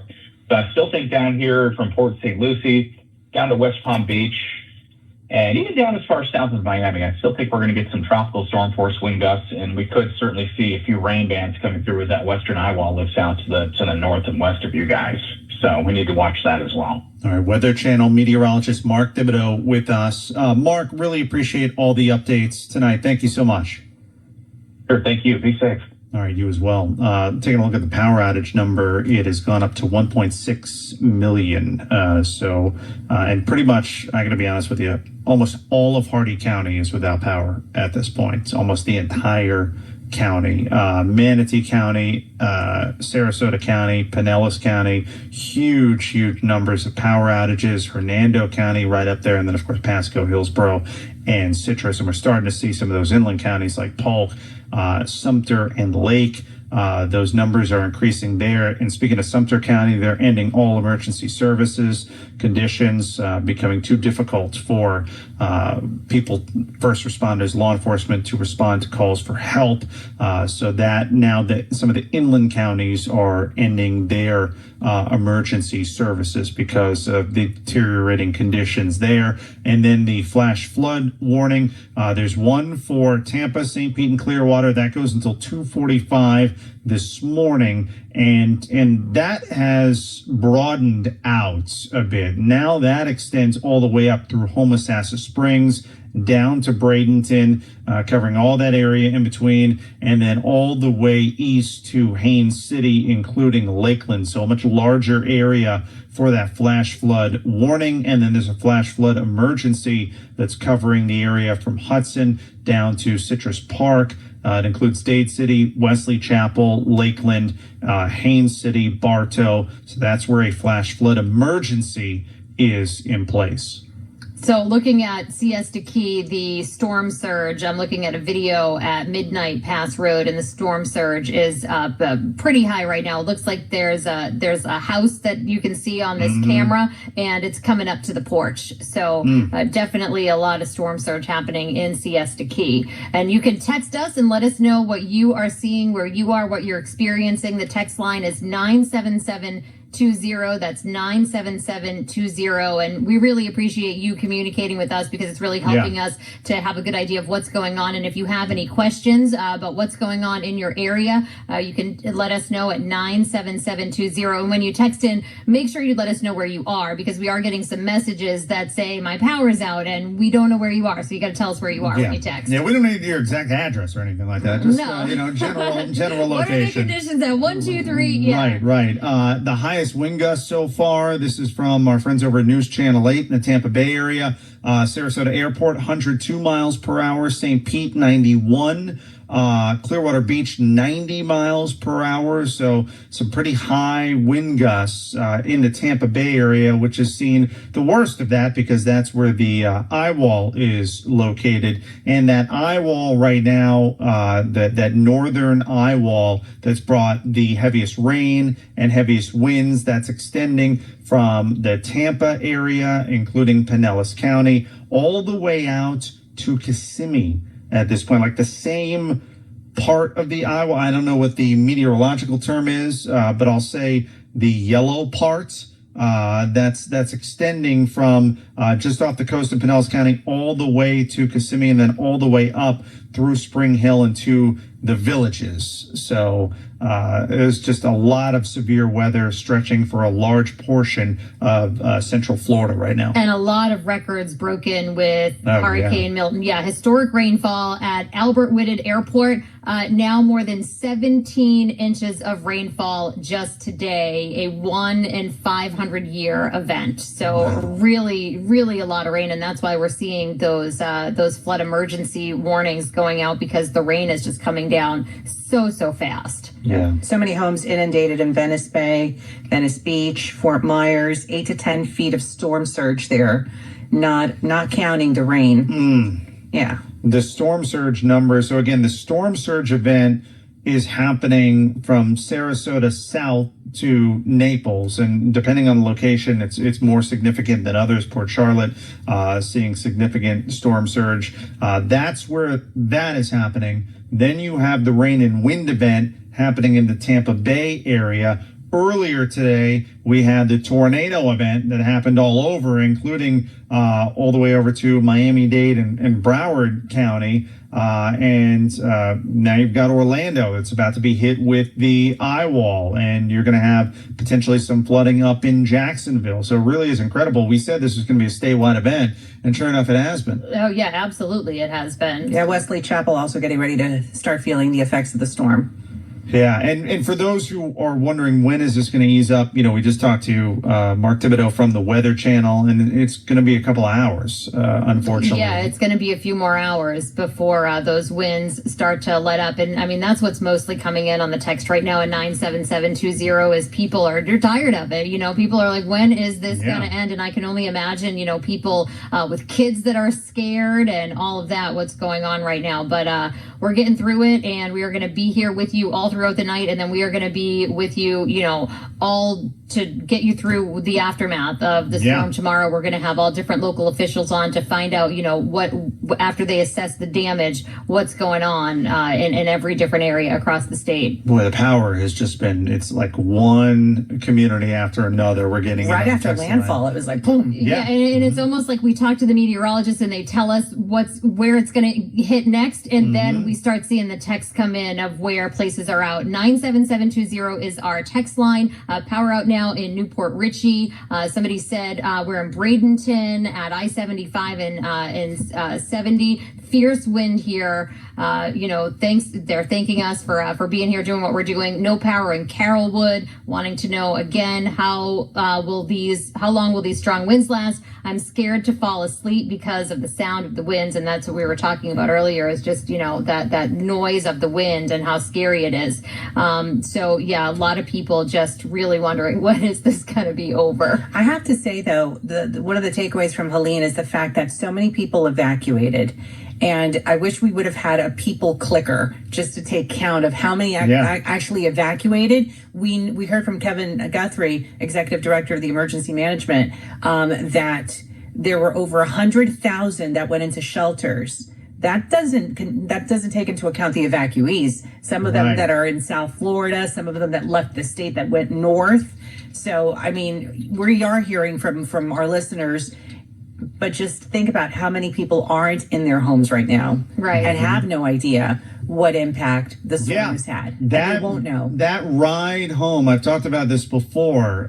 For me, it was Hurricane Irma. That ride home when you don't know what you're going home to. It's unnerving. It's concerning. Right, and we just went through this, in some parts of the state with Helene, where people evacuated and then, they couldn't get back onto those barrier islands for a couple of days in some cases because it was just too dangerous, and then they go back. And so now a lot of those people are going through that all over again. There are going to be people who maybe didn't lose everything in that storm and thought, and now they're going to be going back. So there's just going to be, a lot of devastation. The National Weather Service put out this fantastic graphic, and we talked about this not long ago. I can't remember if it was with the Deputy Director from the National Hurricane Center or the Weather Channel.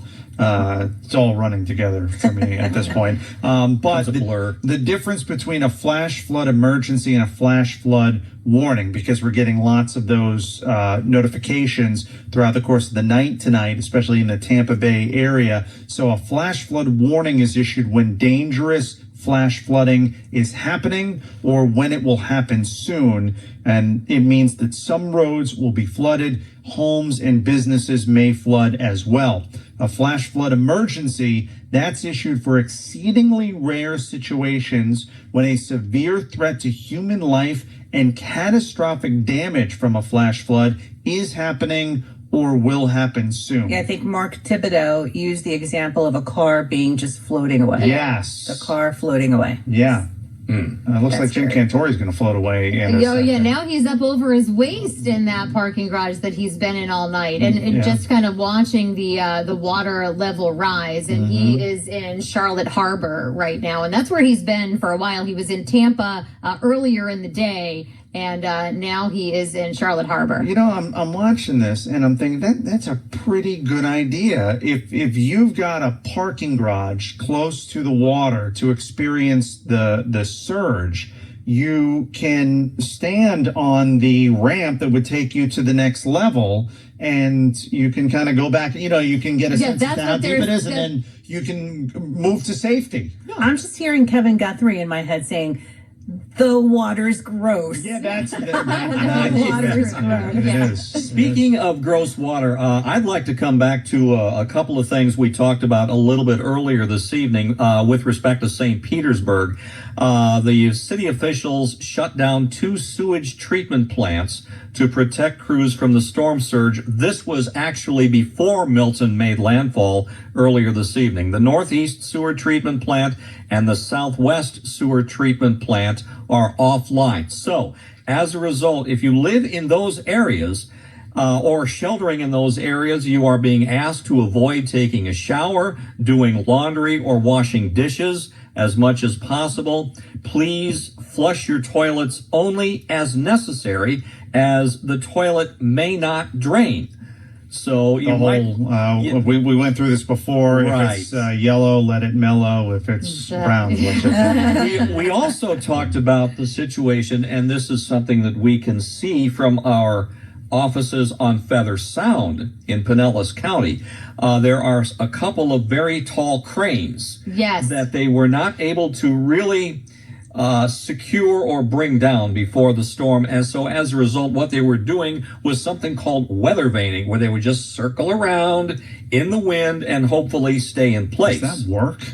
Well, let's put it this way. Condo owners watch out. They were telling people to evacuate that area if they were in the area of that crane earlier. So what happened, Reed? Well, if you live near any of those sites, what they want you to do is leave, first of all, evacuate, or move to an inner room without windows while the storm passes, because there could be potential crane malfunctions. Right. Well, it's nobody can leave now. So, Yeah, because we're sheltering in place. That's right. So a little bit of good news out of Citrus County that the sheriff's office has now resumed emergency operations. So that came in from the sheriff, Citrus County Sheriff, that they have now resumed emergency operations. So that means anybody that had to call 911 throughout the storm was able to, now they're going to try to come and get you. And that's interesting because, just taking a look at the radar and where the northern part of the eye wall is and some of the more severe storms, it still looks like it's pretty rough there in Citrus County, but they've determined that they're not going to be putting, their first responders, members of law enforcement at risk by sending them out. And the one thing about Citrus County, especially along the coast on the west side of 19, it floods. There's been a lot of flooding in Citrus County from Debbie, Helene, going back to Adalia. And so they may have some rescues that they need to conduct, and that could be part of the calculation. It does look like, let me just do a little bit of an update here as I'm zooming in on the radar. It does look like, Northport, Port Charlotte, Fort Myers, Naples, in terms of like rain and things like that, it's definitely eased up there. The wind is still going to be significant, and the storm surge is really the problem down there. Looks like Sarasota and Bradenton, some of the more severe weather in terms of rain and wind started to ease up a little bit there. That doesn't mean that, the tropical storm force winds are going away anytime soon. It just means it's easing up a little bit. You're not going to be experiencing the absolute worst of it. And then if you're like right along the coastline in Pinellas County and Pasco County and Hernando County, you might get like a tiny bit of a break from like the eye wall portion of this storm. I would say maybe in the next hour or so. But man, it really is incredible how the Tampa Bay area, it just kind of sat over that part of our state for an extended period of time. And that's why we're seeing these flash flood emergencies pop up. 17 inches of rain today in St. Pete, which is just absolutely record breaking. Yeah. Seeing the bays being sucked up by the storm is pretty incredible. And isn't that crazy how you've got the Tampa Bay area, the water's being sucked out, and then, down in Port Charlotte's being sent in. Spit up. Right. And then inland, you've just got all this rain falling and causing flooding issues. And look, I've been in South Tampa before. A thunderstorm will cause it to flood there. So I just can't imagine. We're seeing some things on social media. I think for the most part, it seems like people are being safe and they're staying in and they're not trying to get like that viral video. Tomorrow, I can't imagine what we're going to be looking at. No, already getting reports that over 120 homes were destroyed by tornadoes in Milton. Wow. You know, there were like initial reports that maybe the tornadoes didn't do that much. The two that went viral, the one wedge tornado and the other big one that was in the Everglades. Yeah, like Alligator Alley. Yeah, it was like the deadly one in Port St. Lucie. It was like Gatornado. Fort Myers was also badly hit by tornadoes. Also, some reports from Glades County as well about a number of homes damaged. So, all right, let's go to the Deputy Director for the National Hurricane Center, Jamie Rome, joins us once again. Jamie, thanks so much for jumping back on with us. So let's start with the worst storm surge conditions. Where is that taking place and how long is that likely to continue for? That's going to be south of where the center made landfall, so south of the Key. So we're thinking right now that's sort of Venice, Inglewood, Port Charlotte area. And they're going to experience this significant storm surge for how many more hours before things start to recede a bit?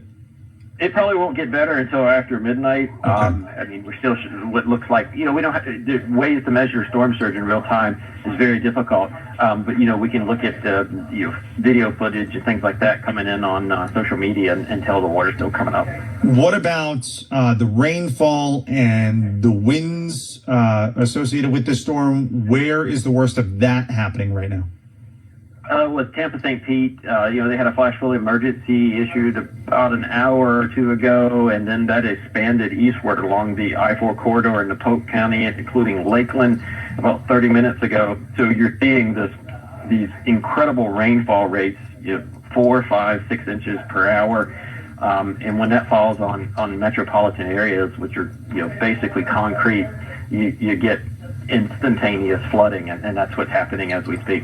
It looks like the 11 p.m. advisory just came down, and the storm is weakening, but it is happening slowly, even as it moves further and further inland.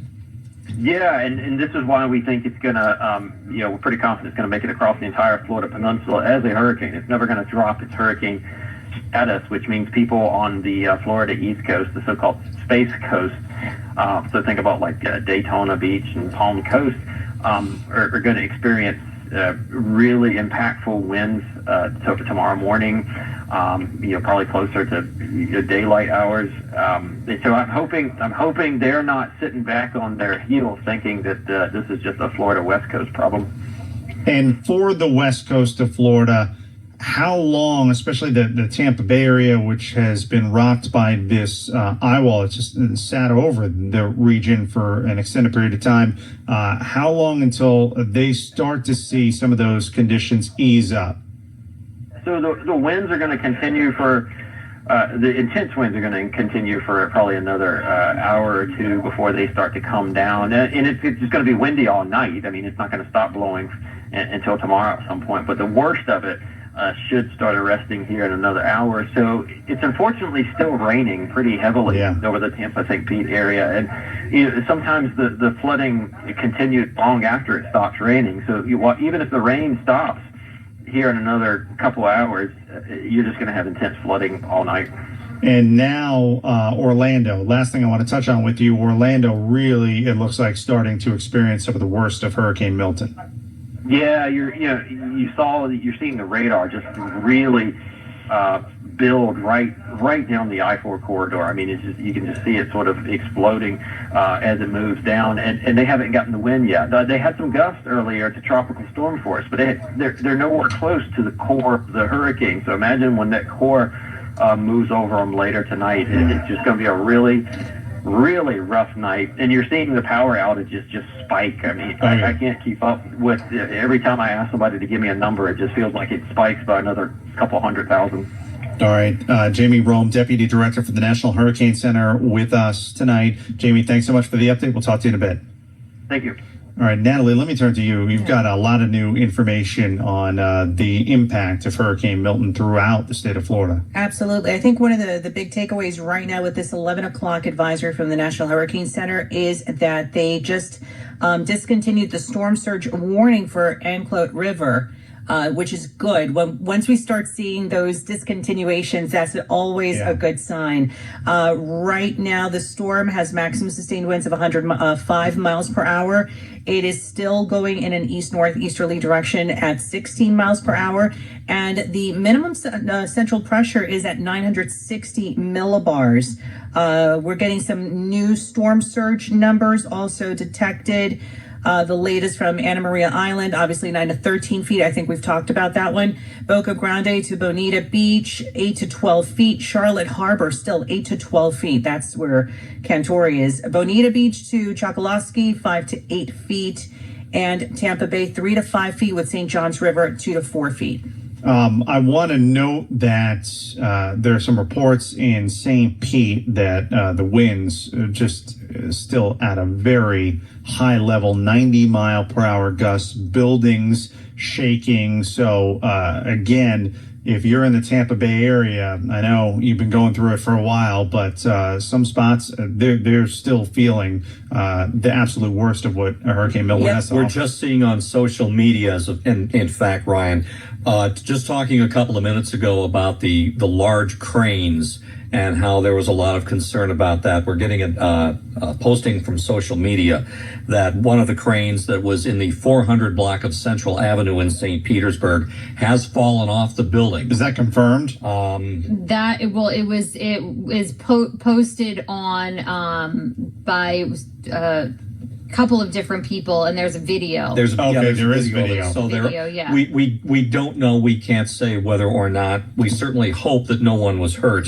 as a result of this. And again, we can't say at this point the extent of the damage, but it does appear that one of those cranes, large cranes, that they were worried about in St. Petersburg has fallen off the building. Well, if that is what happened, I wouldn't be totally shocked by it. No. I mean, Yeah, that whole idea of it just spinning around. That scares me more. I'd rather it come down, and obviously not on anyone or anything. Yeah. We can see from our building at Feather Sound in Clearwater. We can see there's some construction going on across the way from us, and there are a couple of those cranes that have been up there for literally for months.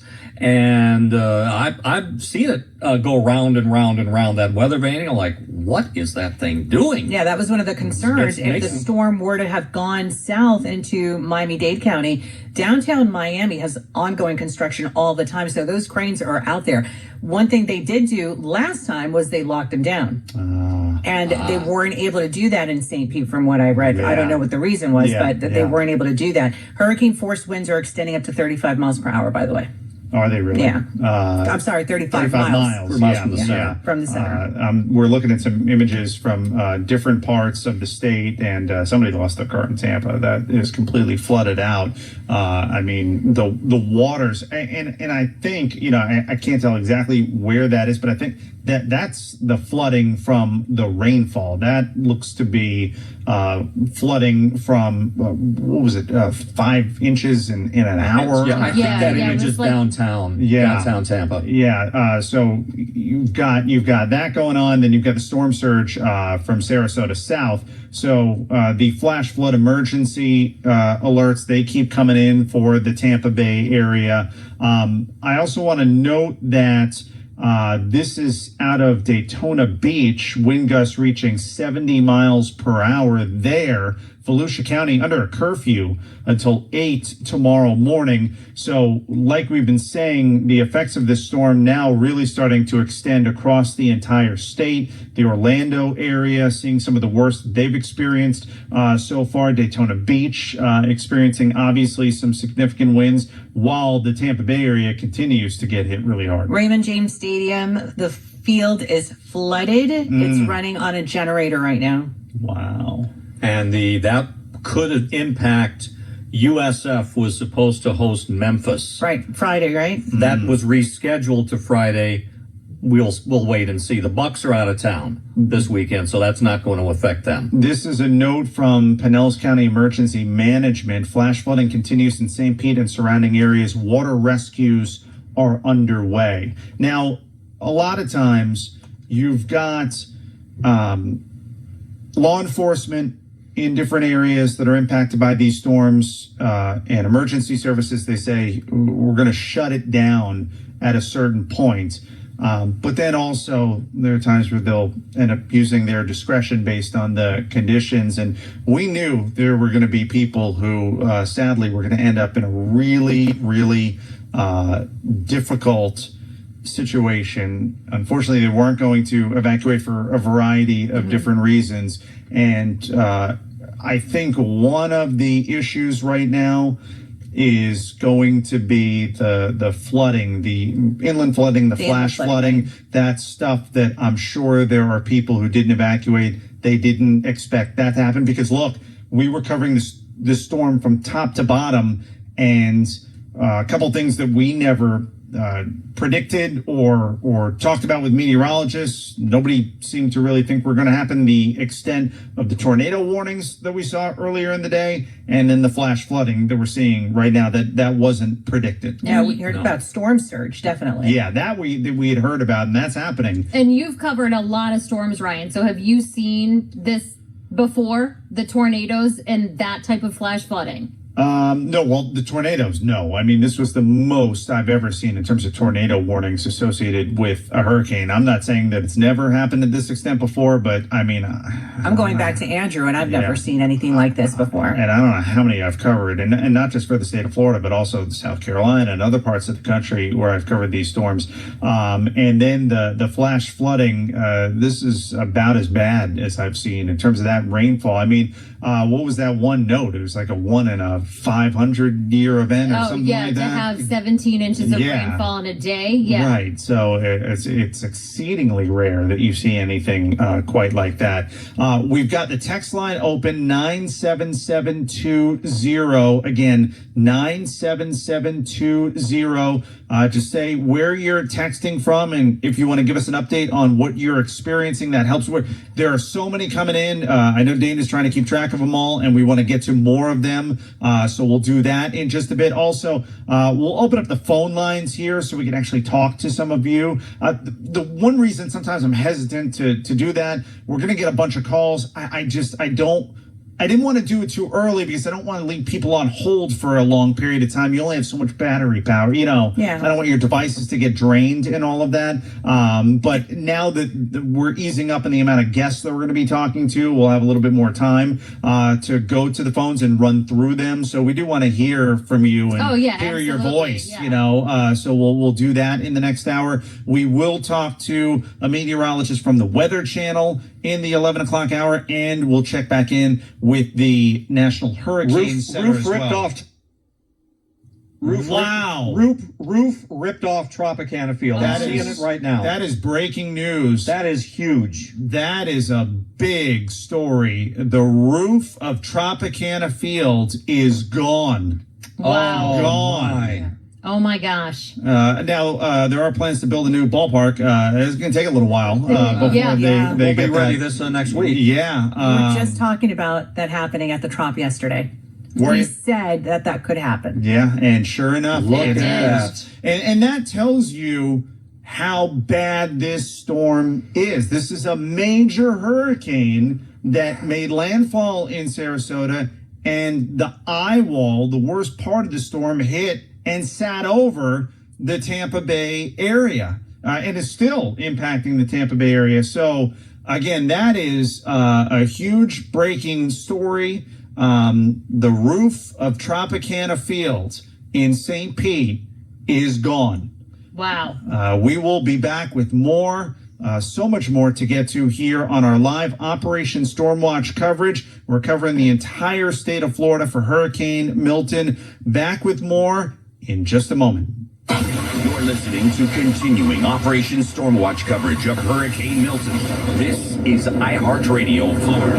WFLA, WHNZ, WMTX, Tampa, WDAE, St. Petersburg, WXTV, Clearwater, WFUS, Gulfport, WDIZ, WCTQ, Venice, W276CR, Bradenton, WSRC-FM, Coral Cove, WTZV, Englewood, WBTV, WSTV, W280EV, Sarasota, WIKX, Charlotte, WWCD, Miami, WCVU, Solon, WBCG, Murdoch, WCCF, W265EA, Punta Gorda, WOLZ, Fort Myers, WCKT, Lehigh Acres, WZJC, Port Charlotte, WBTT, Naples Park, WJNO, WZZR, West Palm Beach, WQOL, WCZR, WCTA, W300BQ, Vero Beach, WAVW, Stewart, WLRQ-FM, WMMV, Cocoa, WFKS, WMMV, Melbourne, WMGF, Outdoor, WXXL, Towers, WJRR, WMGF, WXXL, WFLF, WIGM, WRSO, Cocoa Beach, WIOD, Miami, WPGG-FM, HD2, Fort Lauderdale.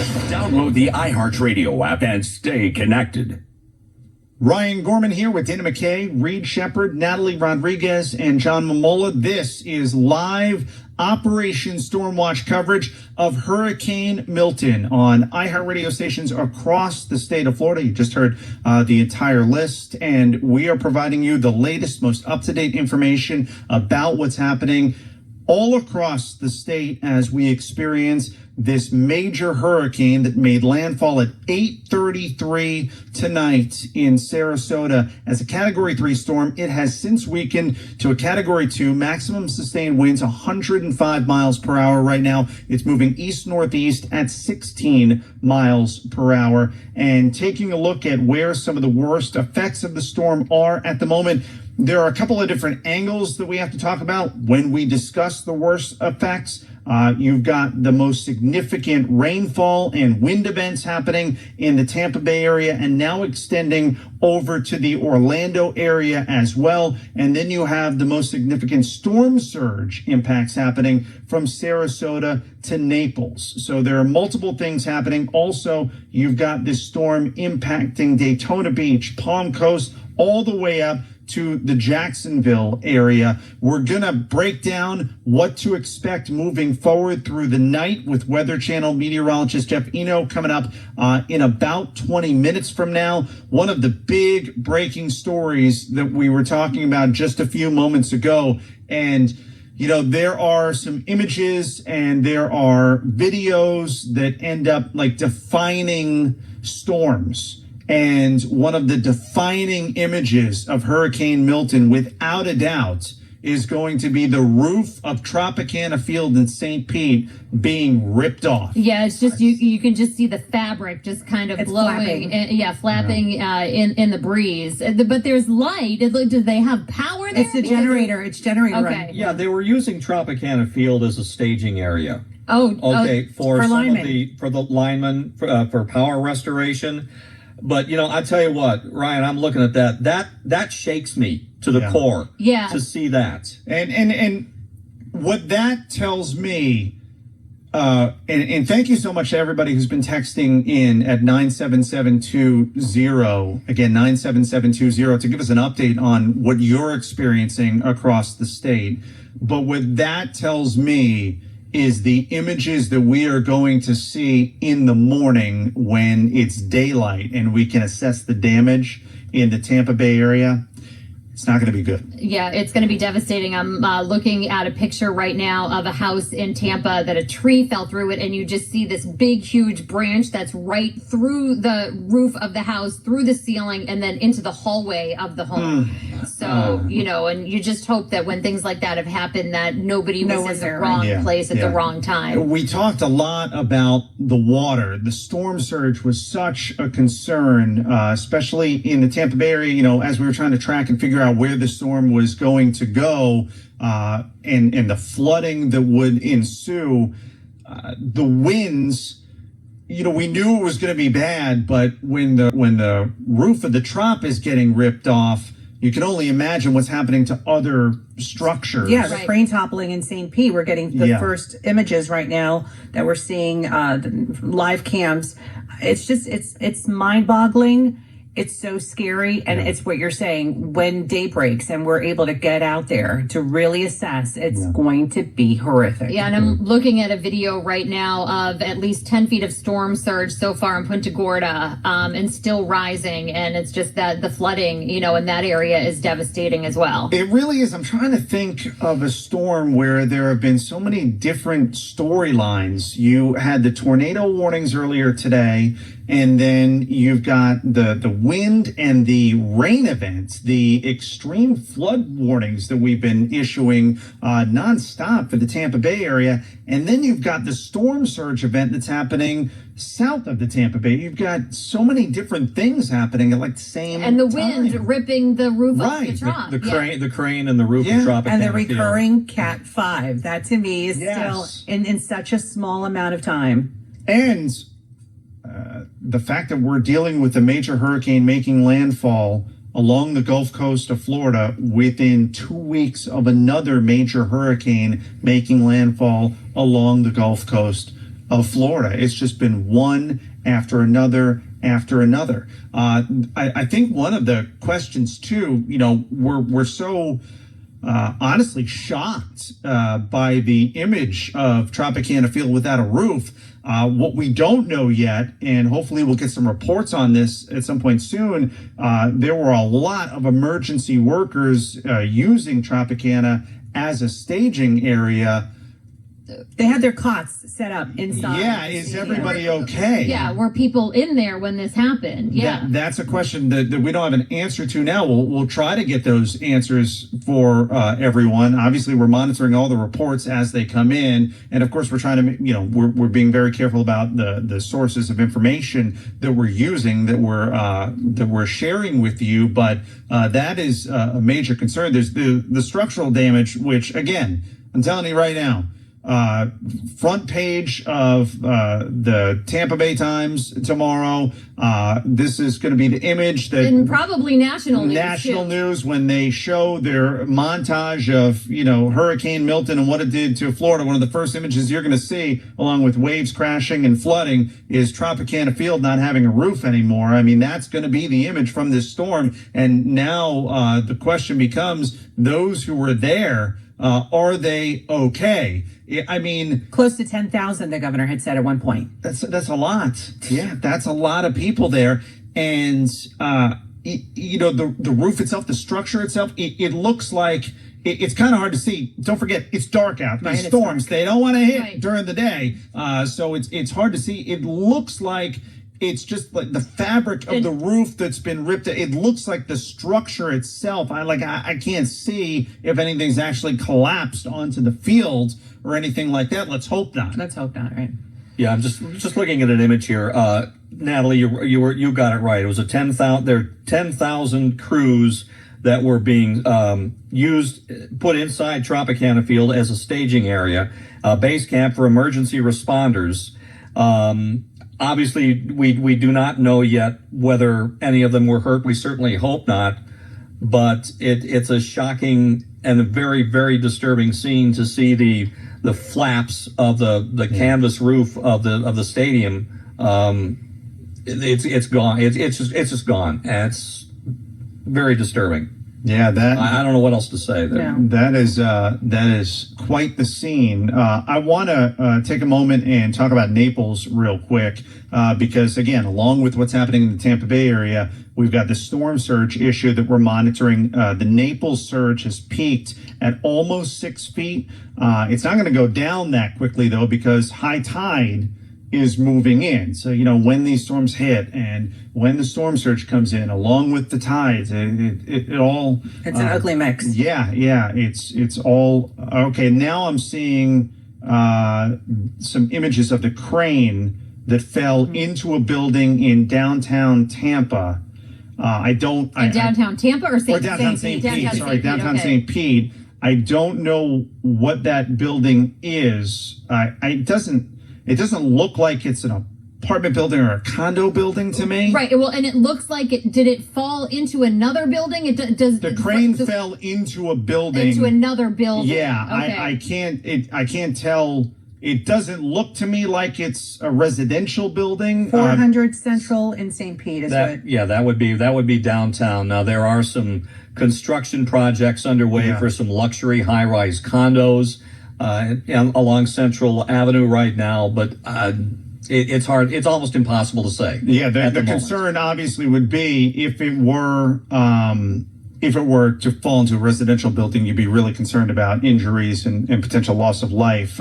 If it's a commercial building, obviously you wouldn't expect anyone to be there during the storm. But that's another situation. So between the crane falling into a building and the roof being ripped off the trop, obviously you can get a sense as to what St. Pete has been dealing with in terms of wind speeds. So just some incredible images, stuff that we had hoped obviously wasn't going to happen, unfortunately has happened. Now, on the storm surge front, again, we're monitoring so many different things. So sorry if we're a little all over the place. Yeah. But in Punta Gorda, you're talking about 10 feet of storm surge right now.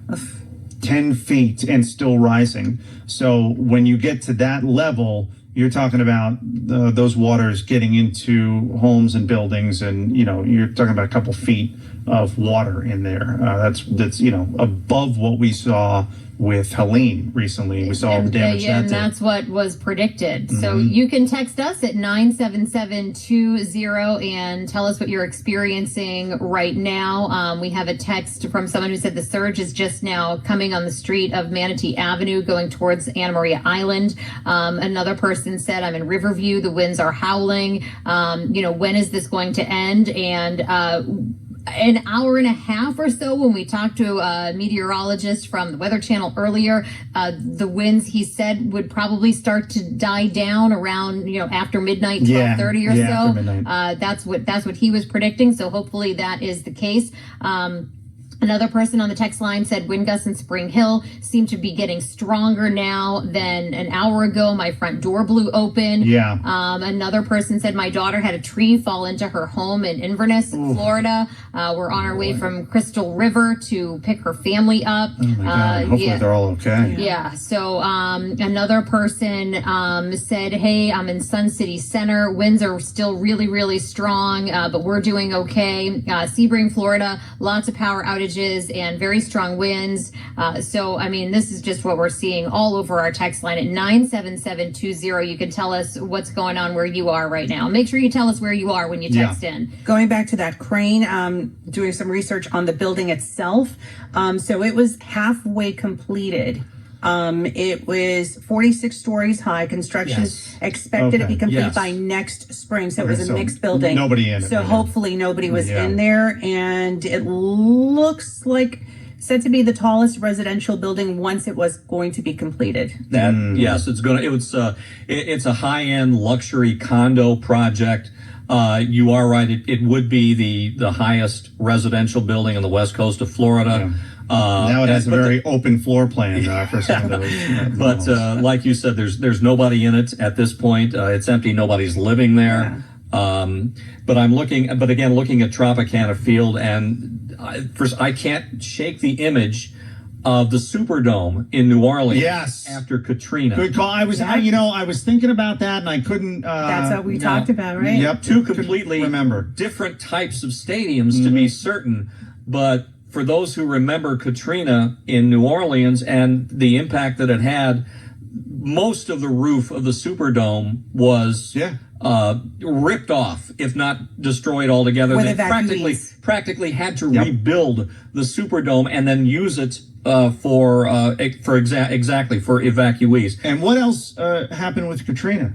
It was a Category 5. It was a Category 5. We went through about a Category 3 when it made landfall. Right. Just now, like this one. The difference there is that New Orleans, Lake Pontchartrain, you're talking about an area of Louisiana that's 5-10 feet below sea level, which is not the case, fortunately, here in West Central Florida.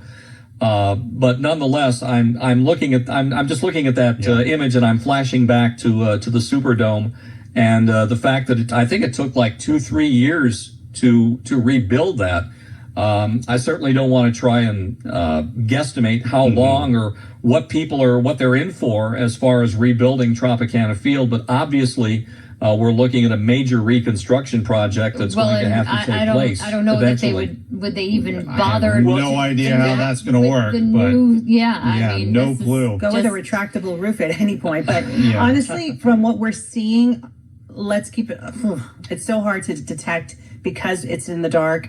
But it looks like it could just be the fabric. Hopefully it's just the fabric, like a tent over the dome, and that everyone that was inside is safe. Yeah, or, if people were inside and once it starts ripping and tearing. they got to a safer place. These rainfall totals. That's what I'm looking at right now. 16 inches in the last 24 hours. 16 inches in Clearwater, almost 15 inches. These are incredible rainfall totals. I'm telling you, the two things that I got to be honest with you, I'm stunned by: the rainfall totals in the Tampa Bay area and the tornado warnings that took place earlier today across the state. Yeah, those are the two things that we just haven't seen. Yeah, some of the rainfall totals for near MacDill Air Force Base, where we heard was flooding earlier, 8.5 inches of rain. Sun City Center, almost 7 inches of rain. So just a ton of rain. Yeah. Let me go to the hotline and bring in from Real Radio Orlando. Chris Lane joins us, one of our iHeartRadio hosts here on our iHeartRadio Operation Stormwatch coverage. Chris, thanks so much for taking a few moments to come on with us. And the Orlando area now starting to feel some of the worst effects of Hurricane Milton. What are you experiencing where you are? Well, right now in Maitland, where our studios are housed, it's the wind has been kicking up pretty heavily.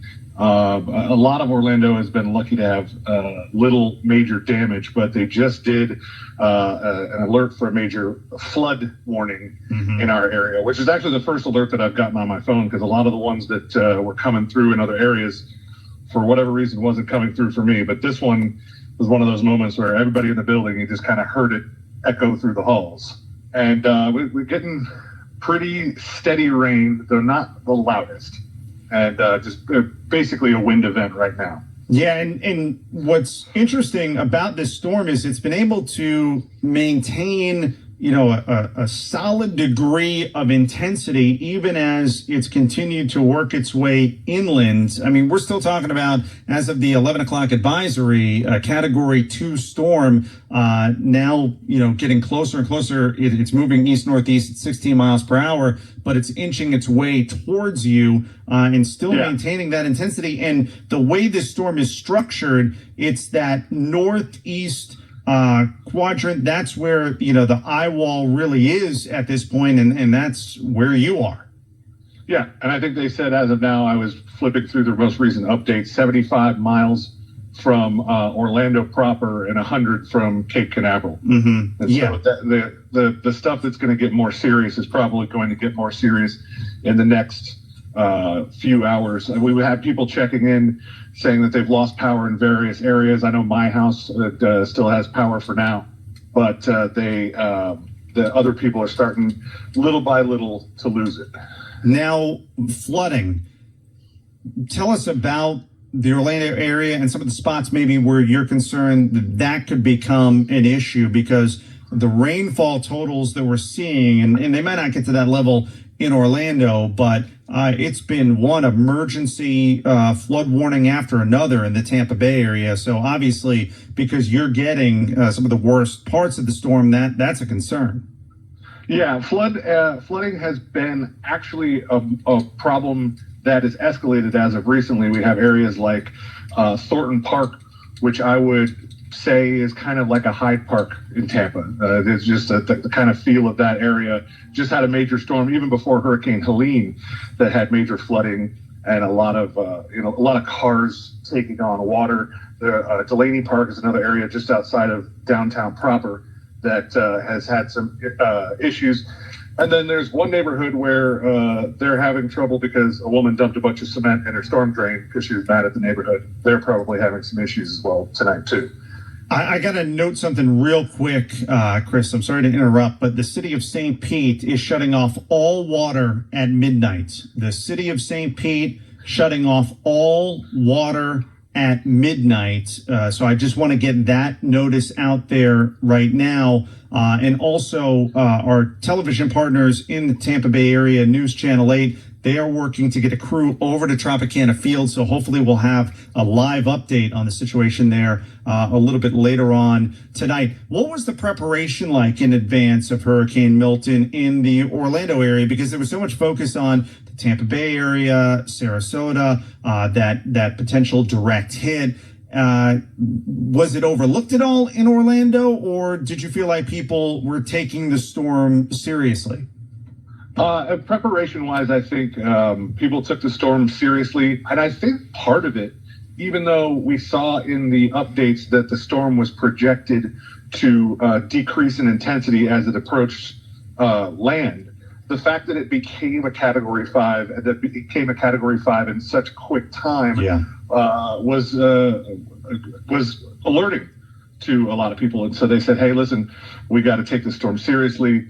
A lot of people that didn't have generators went out and got generators. A lot of the stores were out of water and other things that people tend to stock up on when they're panicked like this. And so I don't think it was one of those ones that's overlooked. If we're getting approached by a Category 2, Orlando does tend to say, we've done this before. Mm-hmm. It's not going to be a big problem. What about the power situation where you are? It looks like Orange County, Osceola County, Seminole County, not a lot of power outages there, just some, but not a lot. But in your neighboring counties like Lake and Polk, the numbers are starting to pick up quite a bit. Yeah, again, not a whole lot of reports of sustained power outage from people that I've been talking to. I'm looking around the area around the iHeartMedia building. Street lights are on. Parking lot lights are on. I don't know that we would know here because there's a generator, but it doesn't look like this area has been affected by huge power outages as of yet. But we're still 75 miles away from the storm that's headed in our direction. All right. iHeartRadio host on Real Radio Orlando, Chris Lane, with us. Chris, we appreciate the updates, and please stay safe. Appreciate it. All right. Go ahead, Reed. Yeah, I just want to get some more information about this water situation in St. Petersburg. We just got a release a few moments ago from the city. They are responding to a major water main break that will impact drinking water services across the entire city. So they are shutting off drinking water service citywide beginning at midnight. They are advising residents and businesses to prepare for what they call a temporary shutdown, which should last until the necessary repairs can be completed, and the repairs will begin once it's safe for crews to be outside.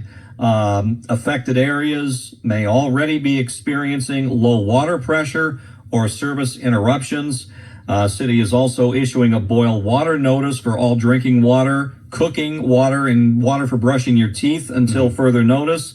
They'll have to do a lot of testing once the system is restored. So, bottom line, there's a major water main break in the city of St. Petersburg. The city is going to shut off all drinking water services beginning at midnight for a period of time. It was still yet to be determined. Boy, this is after they turned off the power for the sewer plants. Yeah. It's just one thing after another. All right, let's go back to the hotline now. We bring in Weather Channel meteorologist Jeff Eno, who's with us. Jeff, thanks so much for joining us. So tell us, where is the center of the storm right now, and where are the worst conditions when it comes to rain and wind? Right now, as of the 11 p.m. update from the National Hurricane Center, the center was located inland near east-northeast, moving east-northeast near 16 miles per hour. And right now, as of that last update, it was located about 75 miles southwest of Orlando, 100 miles west-southwest of Cape Canaveral, and again, moving in that east-northeast direction at 16 miles per hour, maximum sustained wind, 105 miles per hour. And some of the reports that I'm seeing as far as the wind and the rain, Tampa is still kind of at the top of the list here with some of the especially with the rain. I heard a report a few moments ago that the monthly rain amounts were pretty much hit within an hour. So a lot of rain has fallen, of course, in a short amount of time. And the flash flood warnings continue on. We're going to see some of the longest warnings going until 4 a.m. As we progress throughout the night.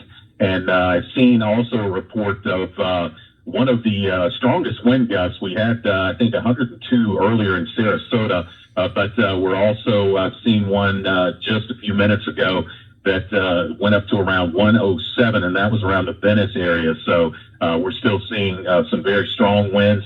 The one thing, if you want to look at any kind of a positive, the storm surge warning has been canceled for coastal citrus, but of course they are ongoing pretty much everywhere that they were issued earlier. They continue on, and of course we're still looking at, again, the flash flood emergencies that will continue as we go throughout the night. What about the storm surge that we're seeing from Sarasota south through Fort Myers and even into parts of Naples? Is the worst of it over, or can we expect that to continue? And how are things lining up with the tides on that part of Florida's coast? The same kind of situation as far as the surge. It's not quite over yet. I'm still trying to dig up some of the reports as far as some of the flooding is concerned, and again, it is kind of in line with the tide. Normally, dry areas near the coast, of course, seeing the rising waters. Some of the predicted 5 to 8 feet on the higher end. Around Boca Grande, 9 to 13 feet is some of the reports, again, of estimated amount of storm surge. That's the highest I've seen so far as predicted. But right now we're still kind of trying to digging up the information as far as what has been reported so far. There's plenty of pictures of water, of course, across 19 in Tampa and that sort of thing. And so we're still looking between the surge and, of course, the heavy rain. The flooding is such an issue, and, of course, the wind as well. Right now, it's still trying to see if we're seeing any of the impact as far as down trees and that sort of thing. We've seen a few of those, but as of right now, that has not been too much of the case. So maybe it will stay that way, but of course, that's kind of hoping for the best. We're seeing on the radar, at least, maybe some of the worst of the rain, the eye wall from Hurricane Milton moving east and now really starting to impact the Orlando area. Does that mean St. Pete, Bradenton, Sarasota, Largo, those parts of the state of Florida are going to see an easing of the conditions, even if it's just a little bit? It'll take a little while for it as the storm. It's not crawling, but it's definitely not moving as fast as Helene did move a couple of weeks back, or a couple of weeks back. But as we get into the wee hours towards 3 a.m., 4 a.m., it does look like things will start to ease up. There's still signature of some heavy rain around the Tampa area, but nothing like what's coming down now. So as the rain will continue to fall, it looks like it will be maybe lightening up just a bit, but we're still going to see the rain fall, it looks like, on into daybreak. All right, Weather Channel meteorologist Jeff Eno with us. Jeff, appreciate it. We'll talk to you again soon. Sounds good. Thanks, Ryan. All right. Wow. I'm just kind of going through some of the images that we're seeing, and I still can't get over Tropicana Field losing its roof. Did not have that on the bingo card. We've got 3 huge developing stories right now in St. Petersburg. We've got the crane that has fallen in the 400 block of Central Avenue. This was a crane at work with a high-rise luxury condo complex on Central Avenue. We've got the roof of Tropicana Field, and we've got drinking water service that is going to be suspended at midnight for an undetermined period of time because of a water main break. We had a water main break earlier in Bradenton. We didn't really mention that too much, but that was another type of situation where the city crews were not able to get to it because of the conditions. But I wasn't aware that that had impacted drinking water service in Bradenton. This in St. Petersburg has. and they're going to have to shut that down until conditions improve that the crews could get in and repair it.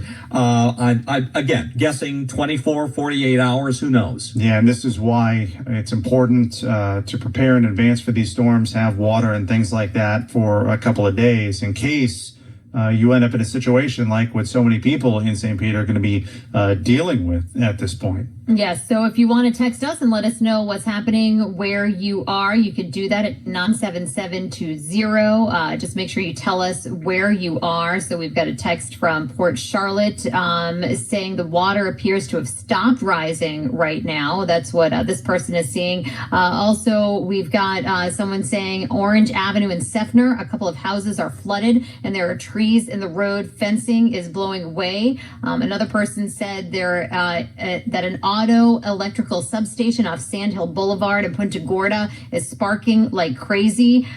Just lost power in Valrico. Another person said my power has been out for hours in Lakewood Ranch. So a lot of power outages. Of course, we expected that. Trees coming down, and you can text us at 97720 to let us know what things are looking like where you are. Okay, just getting this in if I can too, Ryan. This is another water situation, but much more widespread than St. Petersburg. This one is involving Tampa Bay water. This is the regional water supply for the area. Tampa Bay Water's regional water supply system, some facilities experiencing power outages. The regional supplier continues to run critical facilities on generator power, but they are asking residents to begin conserving water immediately to help maintain water supply in Hillsborough, Pasco, and Pinellas counties, as well as the cities of Newport Richey and St. Petersburg. And again, like these other situations in St. Pete, work to restore the power may not occur until the impacts from Milton subside. Until then, residents are urged to limit water use until the power is restored. There's a lot happening, a lot of developments. We're trying to stay on top of all of it. Let me get to the power outage situation. This is always a top concern for everyone listening. We're almost at 2 million people without power in the state of Florida. The most power outages in terms of the percentage of people who could potentially have power and who don't right now, that's Hardee County. Almost nobody in the county has power. So if you're in Hardee County and you don't have power and you're wondering, is it just me? Am I like the only one here who doesn't have power? No. Literally nobody around you has power either. Sarasota, Manatee County, Pinellas County, obviously significant power outages, but then also Collier County, Lee County, Charlotte County, inland to DeSoto, Highlands, Polk County, the power outages are ramping up there. Pasco, Hernando, Citrus, and now we're starting to see more inland and more towards the north, Lake County and Marion County, power outages ramping up there as well. The weather, what we're looking at here, and I can't get to every single specific town because we're getting a lot of texts like, what about this place? What about that place? But let me give you kind of a big picture. Basically, if you are, let me see here. If you are south of Brandon, and so basically talking Bradenton across the state, south of that, and that includes Sarasota, obviously Northport, Port Charlotte, Fort Myers, West Palm, Fort Lauderdale, Miami, you're not likely going to be experiencing a lot of heavy rain and things like that. You will still be experiencing some tropical storm force winds. If you are, it would be so much easier if the storm was just literally like, I-4 and above. It would be a lot easier to explain this, but yeah, that would be easy. Right. If you are St. Pete over to Lake Kissimmee, north of Vero Beach and all of that, and then north for the rest of the state, you're experiencing some heavy winds, some rain, things like that, and you're going to be experiencing that for quite some time. That's the best I can do, big picture. I got a Tropicana field update. Uh-oh. Everyone's safe. Everyone's safe. Everyone is safe. That is really good news. That's Yeah, good. it definitely is good news. And this was just put out by the Orange County Sheriff's Office. That is the worst of Hurricane Milton makes its way towards Orange County. The Sheriff's Office is there for people, but again, we've seen this throughout all the counties that have been experiencing the storm throughout the night. At a certain point, when the winds reach, they get too intense, the emergency response team is not going to be able to respond to people. So in that area, Orange County, if you are not sheltered in place right now, you need to get to a safe place, because if you're in trouble, they are not going to be able to come and help you. And look at that, 3 hours after it made landfall, and we're talking about sheltering in place. Yeah. This is it was so fast to get here, and now it's taken its time. It is. And the Orlando area, Daytona Beach, that part of the state, that's what's getting hit now pretty hard. And with a Category 2 storm, it is weakening, but it's a very powerful storm still over the center of the state. You got to remember when Hurricane Irma hit. Now, this is coming at a different angle, so that's why it's maintaining its intensity more so than when Irma made its way through the center of the state, Central Florida. It was a Category 1 storm. Still did some damage, but it was weaker than what many people are experiencing with Milton. So for many who are listening right now, this is going to be perhaps the worst storm they've ever experienced. This is going to be new territory. Milton bigger, wider? I think Irma was bigger than Milton. I think Irma was literally huge. covered the whole entire state. I mean, this one covers pretty much the whole state. I mean, just looking at it right now, but not quite as big as Irma. Yeah, this for a lot of people, especially in the Tampa Bay area, and we had mentioned this in previous shows over the past couple of days, for the Tampa Bay area, I think in particular, this is going to be their Andrew. That's what we're potentially looking at.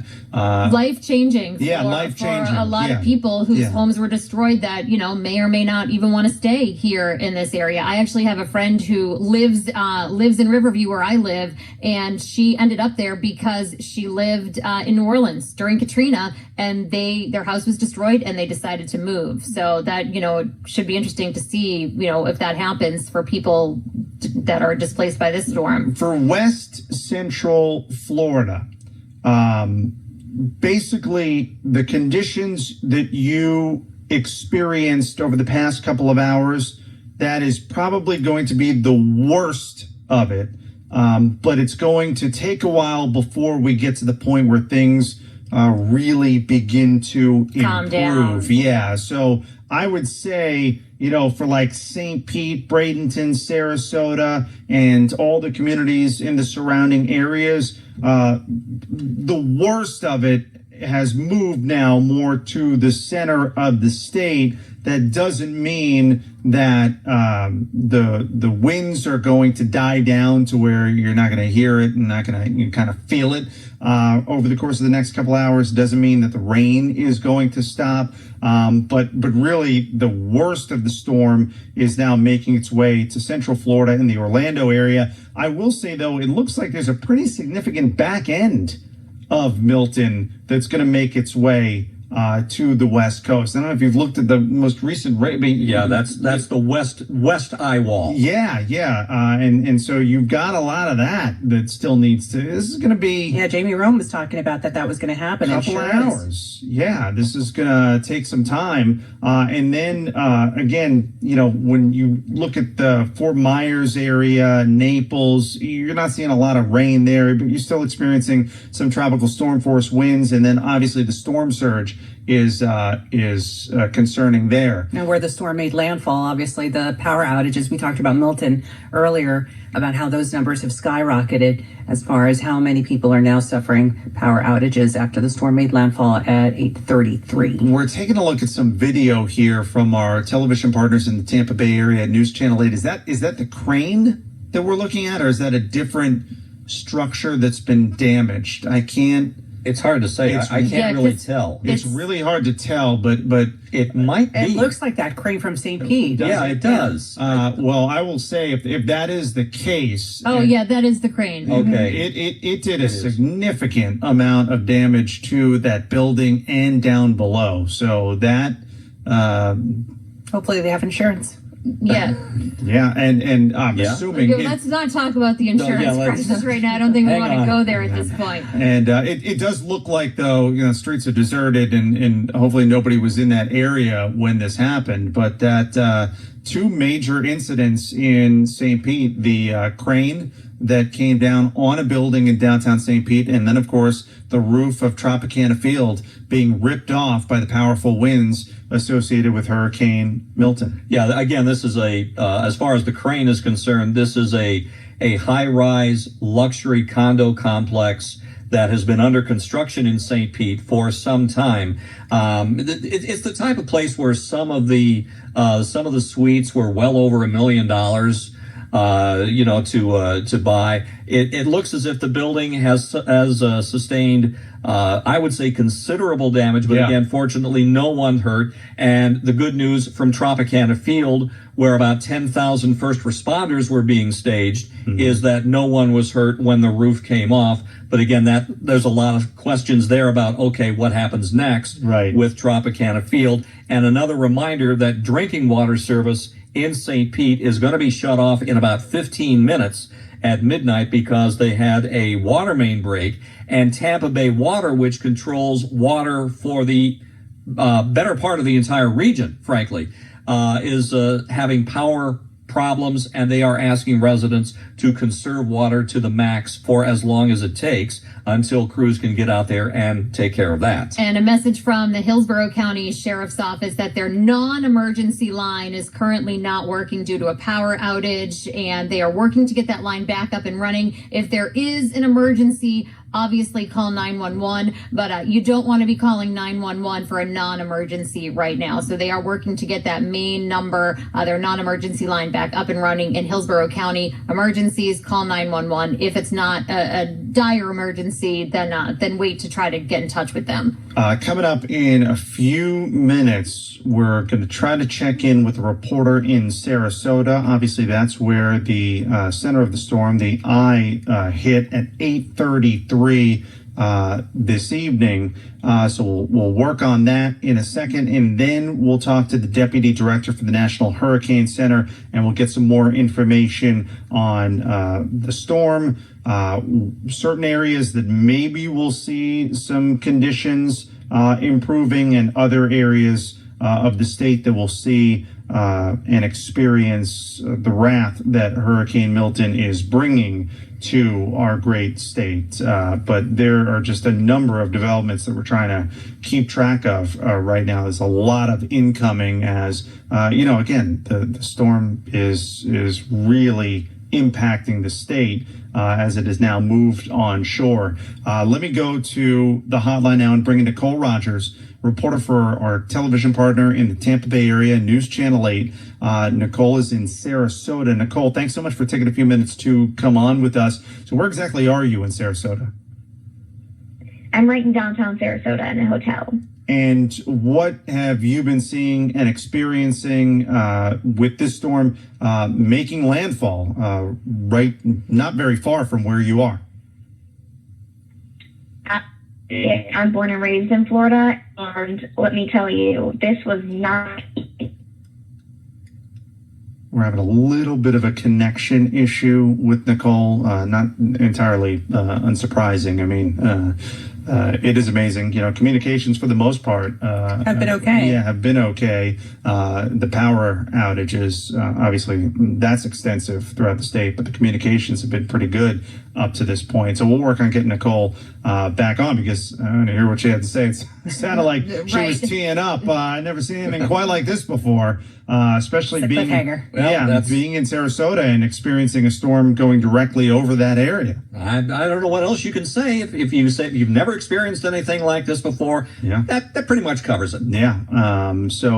All right, where are we at here now with the power outage numbers? We're inching closer to 2 million, and what we're really starting to see now, some of the more inland counties like Highlands County, the number of power outages there has gone up quite a bit. You even have a lot of power outages in Volusia County, where Daytona Beach has been impacted by some pretty significant rain bands and outer bands of the storm. Let me see. Do we have Nicole back on with us?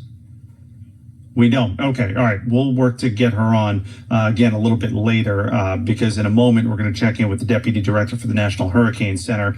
Jamie Rome will be with us soon for more on the storm itself. So we got a couple of different things happening with the storm. We've got the rain and wind events that's happening, was happening in the Tampa Bay area. Now it has shifted more to Central Florida, Kissimmee, Orlando, and up close to Daytona Beach. And then we've got the storm surge event from Sarasota down to Naples. Getting reports that Largo Med Hospital has flooded and they're out of oxygen, 100 ambulances and strike team on the way. Oh, no. Oh, my gosh. Oh, boy. All right, that's a situation we're certainly going That's in to Pinellas County. monitor. Pinellas County's having a rough go of it right now. That's from our colleague Ashley Morrison with regard to that. All right, let me go to the hotline and check in with the Deputy Director for the National Hurricane Center.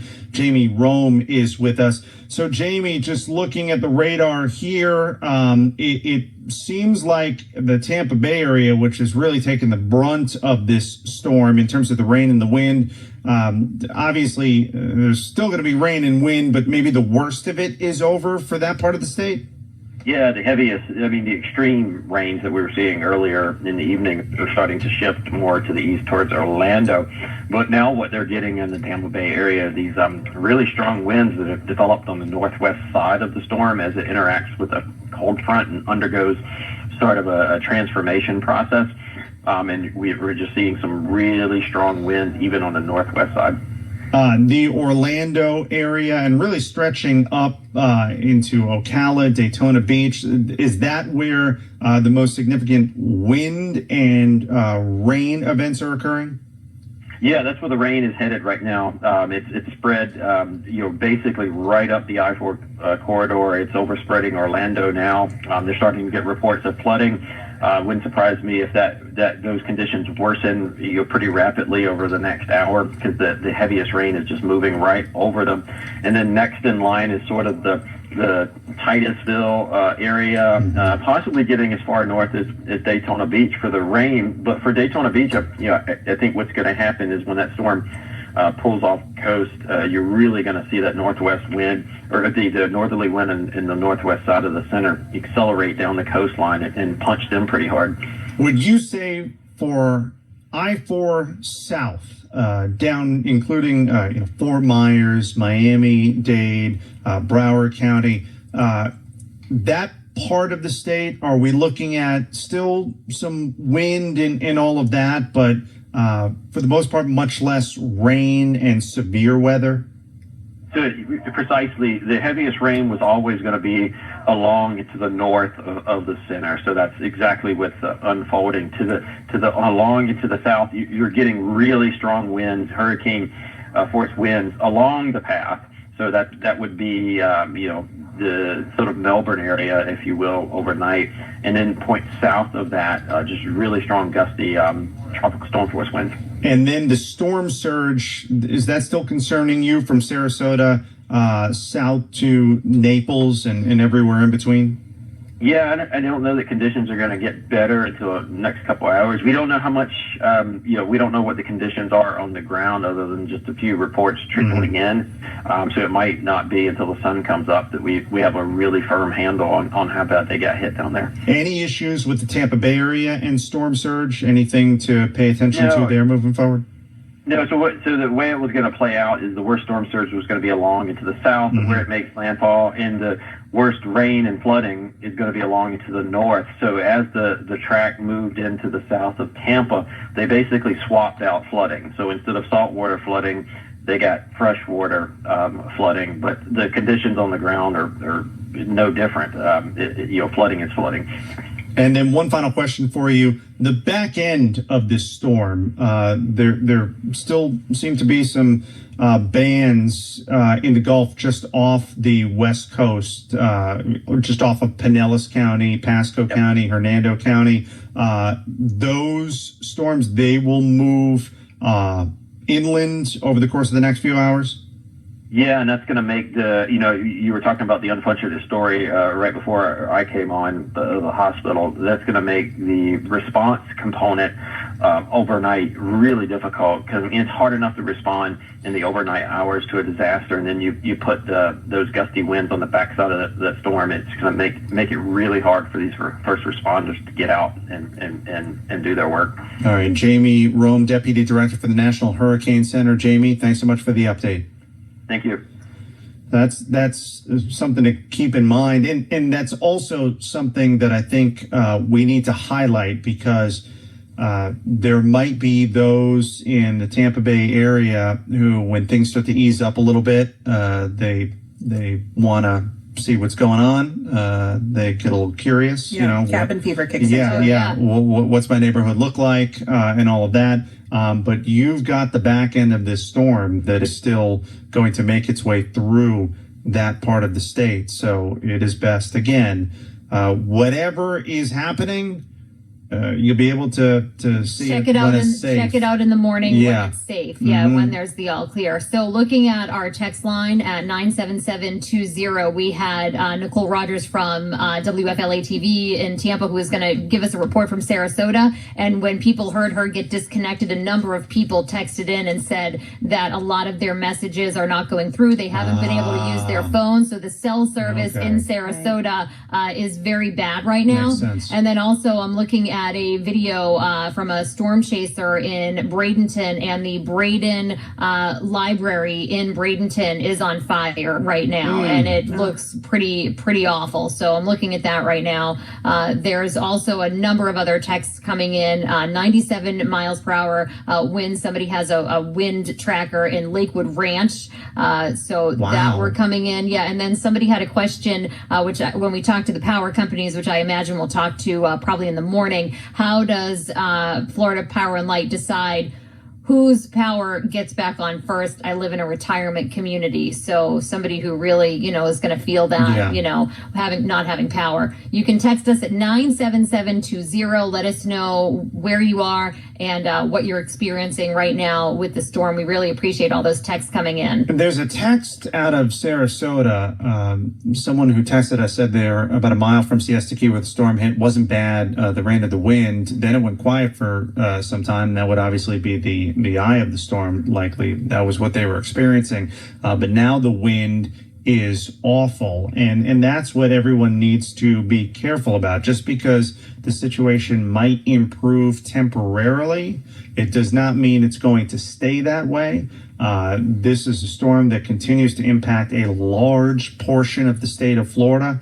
I promise you, we will tell you when you've got the all clear. Yeah, it's not now, and it's not going to be anytime soon. Somebody from Riverview texted in and said, I'm south of Gibsonton. The wind gusts are still very high, and they tried to open their front door to go out, and the door slammed right back on them. So, yeah, that's not good. We got a text from someone in Lithia who doesn't have internet, can't really send many texts, but luckily got one through to us. And they were saying that their dog hasn't been out in 9 hours. Will it be okay to take her out soon? It's one of the tough parts about being a dog owner during a hurricane.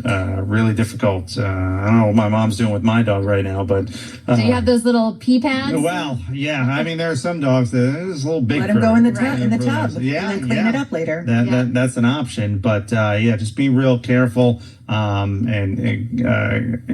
gotta kind of judge the situation. If you can get the dog out real quick and then get back in. If you're in the Orlando area right now, or really anywhere from like Spring Hill over to Orlando, now's not the time, because that's where some of the worst weather is at this point. Hernando County's been getting hit, my home county, really hard throughout the course of the storm, and they've just had severe weather sitting over them for hours now, and it gets really tiring hearing that wind nonstop.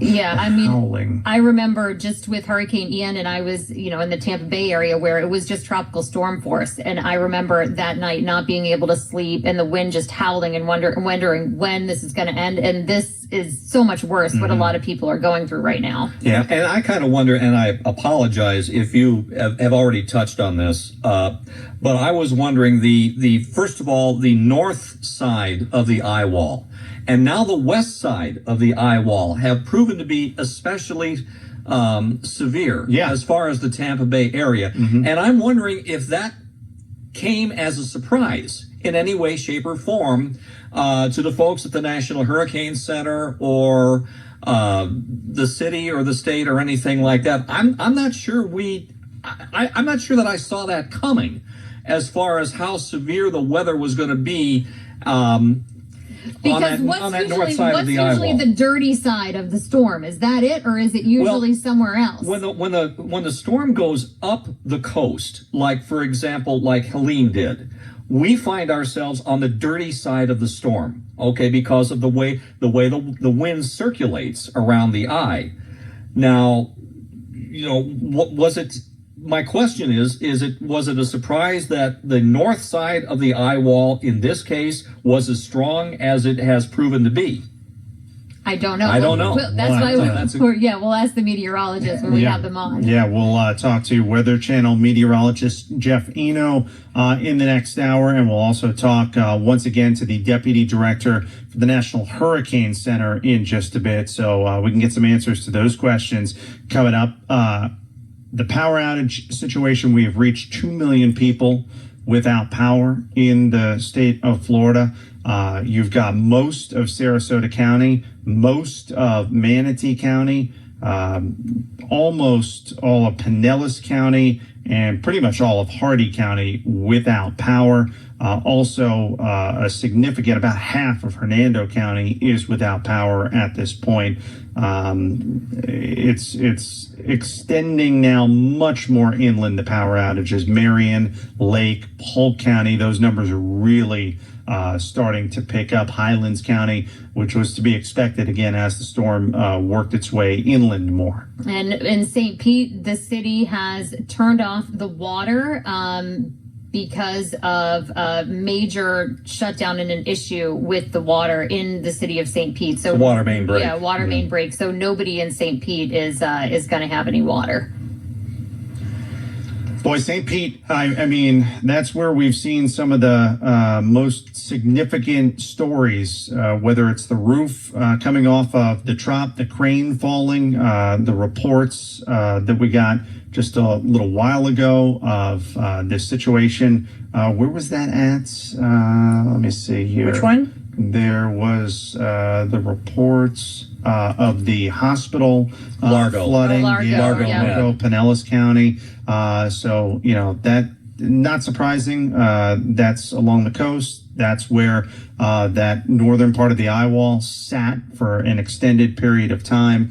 But I can't imagine what we're going to be in for in the morning when it's daylight and we start to see all the destruction that's taken place across the state of Florida. Yeah, and Ryan, you and I were talking about this the other day, like kind of wrapping our heads around what was about to happen, in the state of Florida and, and what the impact is going to be from this storm. And it's definitely devastating. So I know this was kind of what they told us this was how it was going to be, but to see the roof blow off the trop and to see the water situation and the flooding and this picture of just a tree that fell right through the ceiling of somebody's house, and to know that that's just a small fraction of what's happening right now. There's a lot of people that are just hunkered down and hiding from this storm right now, and we're going to see a lot of damage tomorrow. Yeah, and the flooding, we still haven't gotten a real good sense as to how extensive the flooding has been, the storm surge flooding in particular from Sarasota down to Naples along the coast.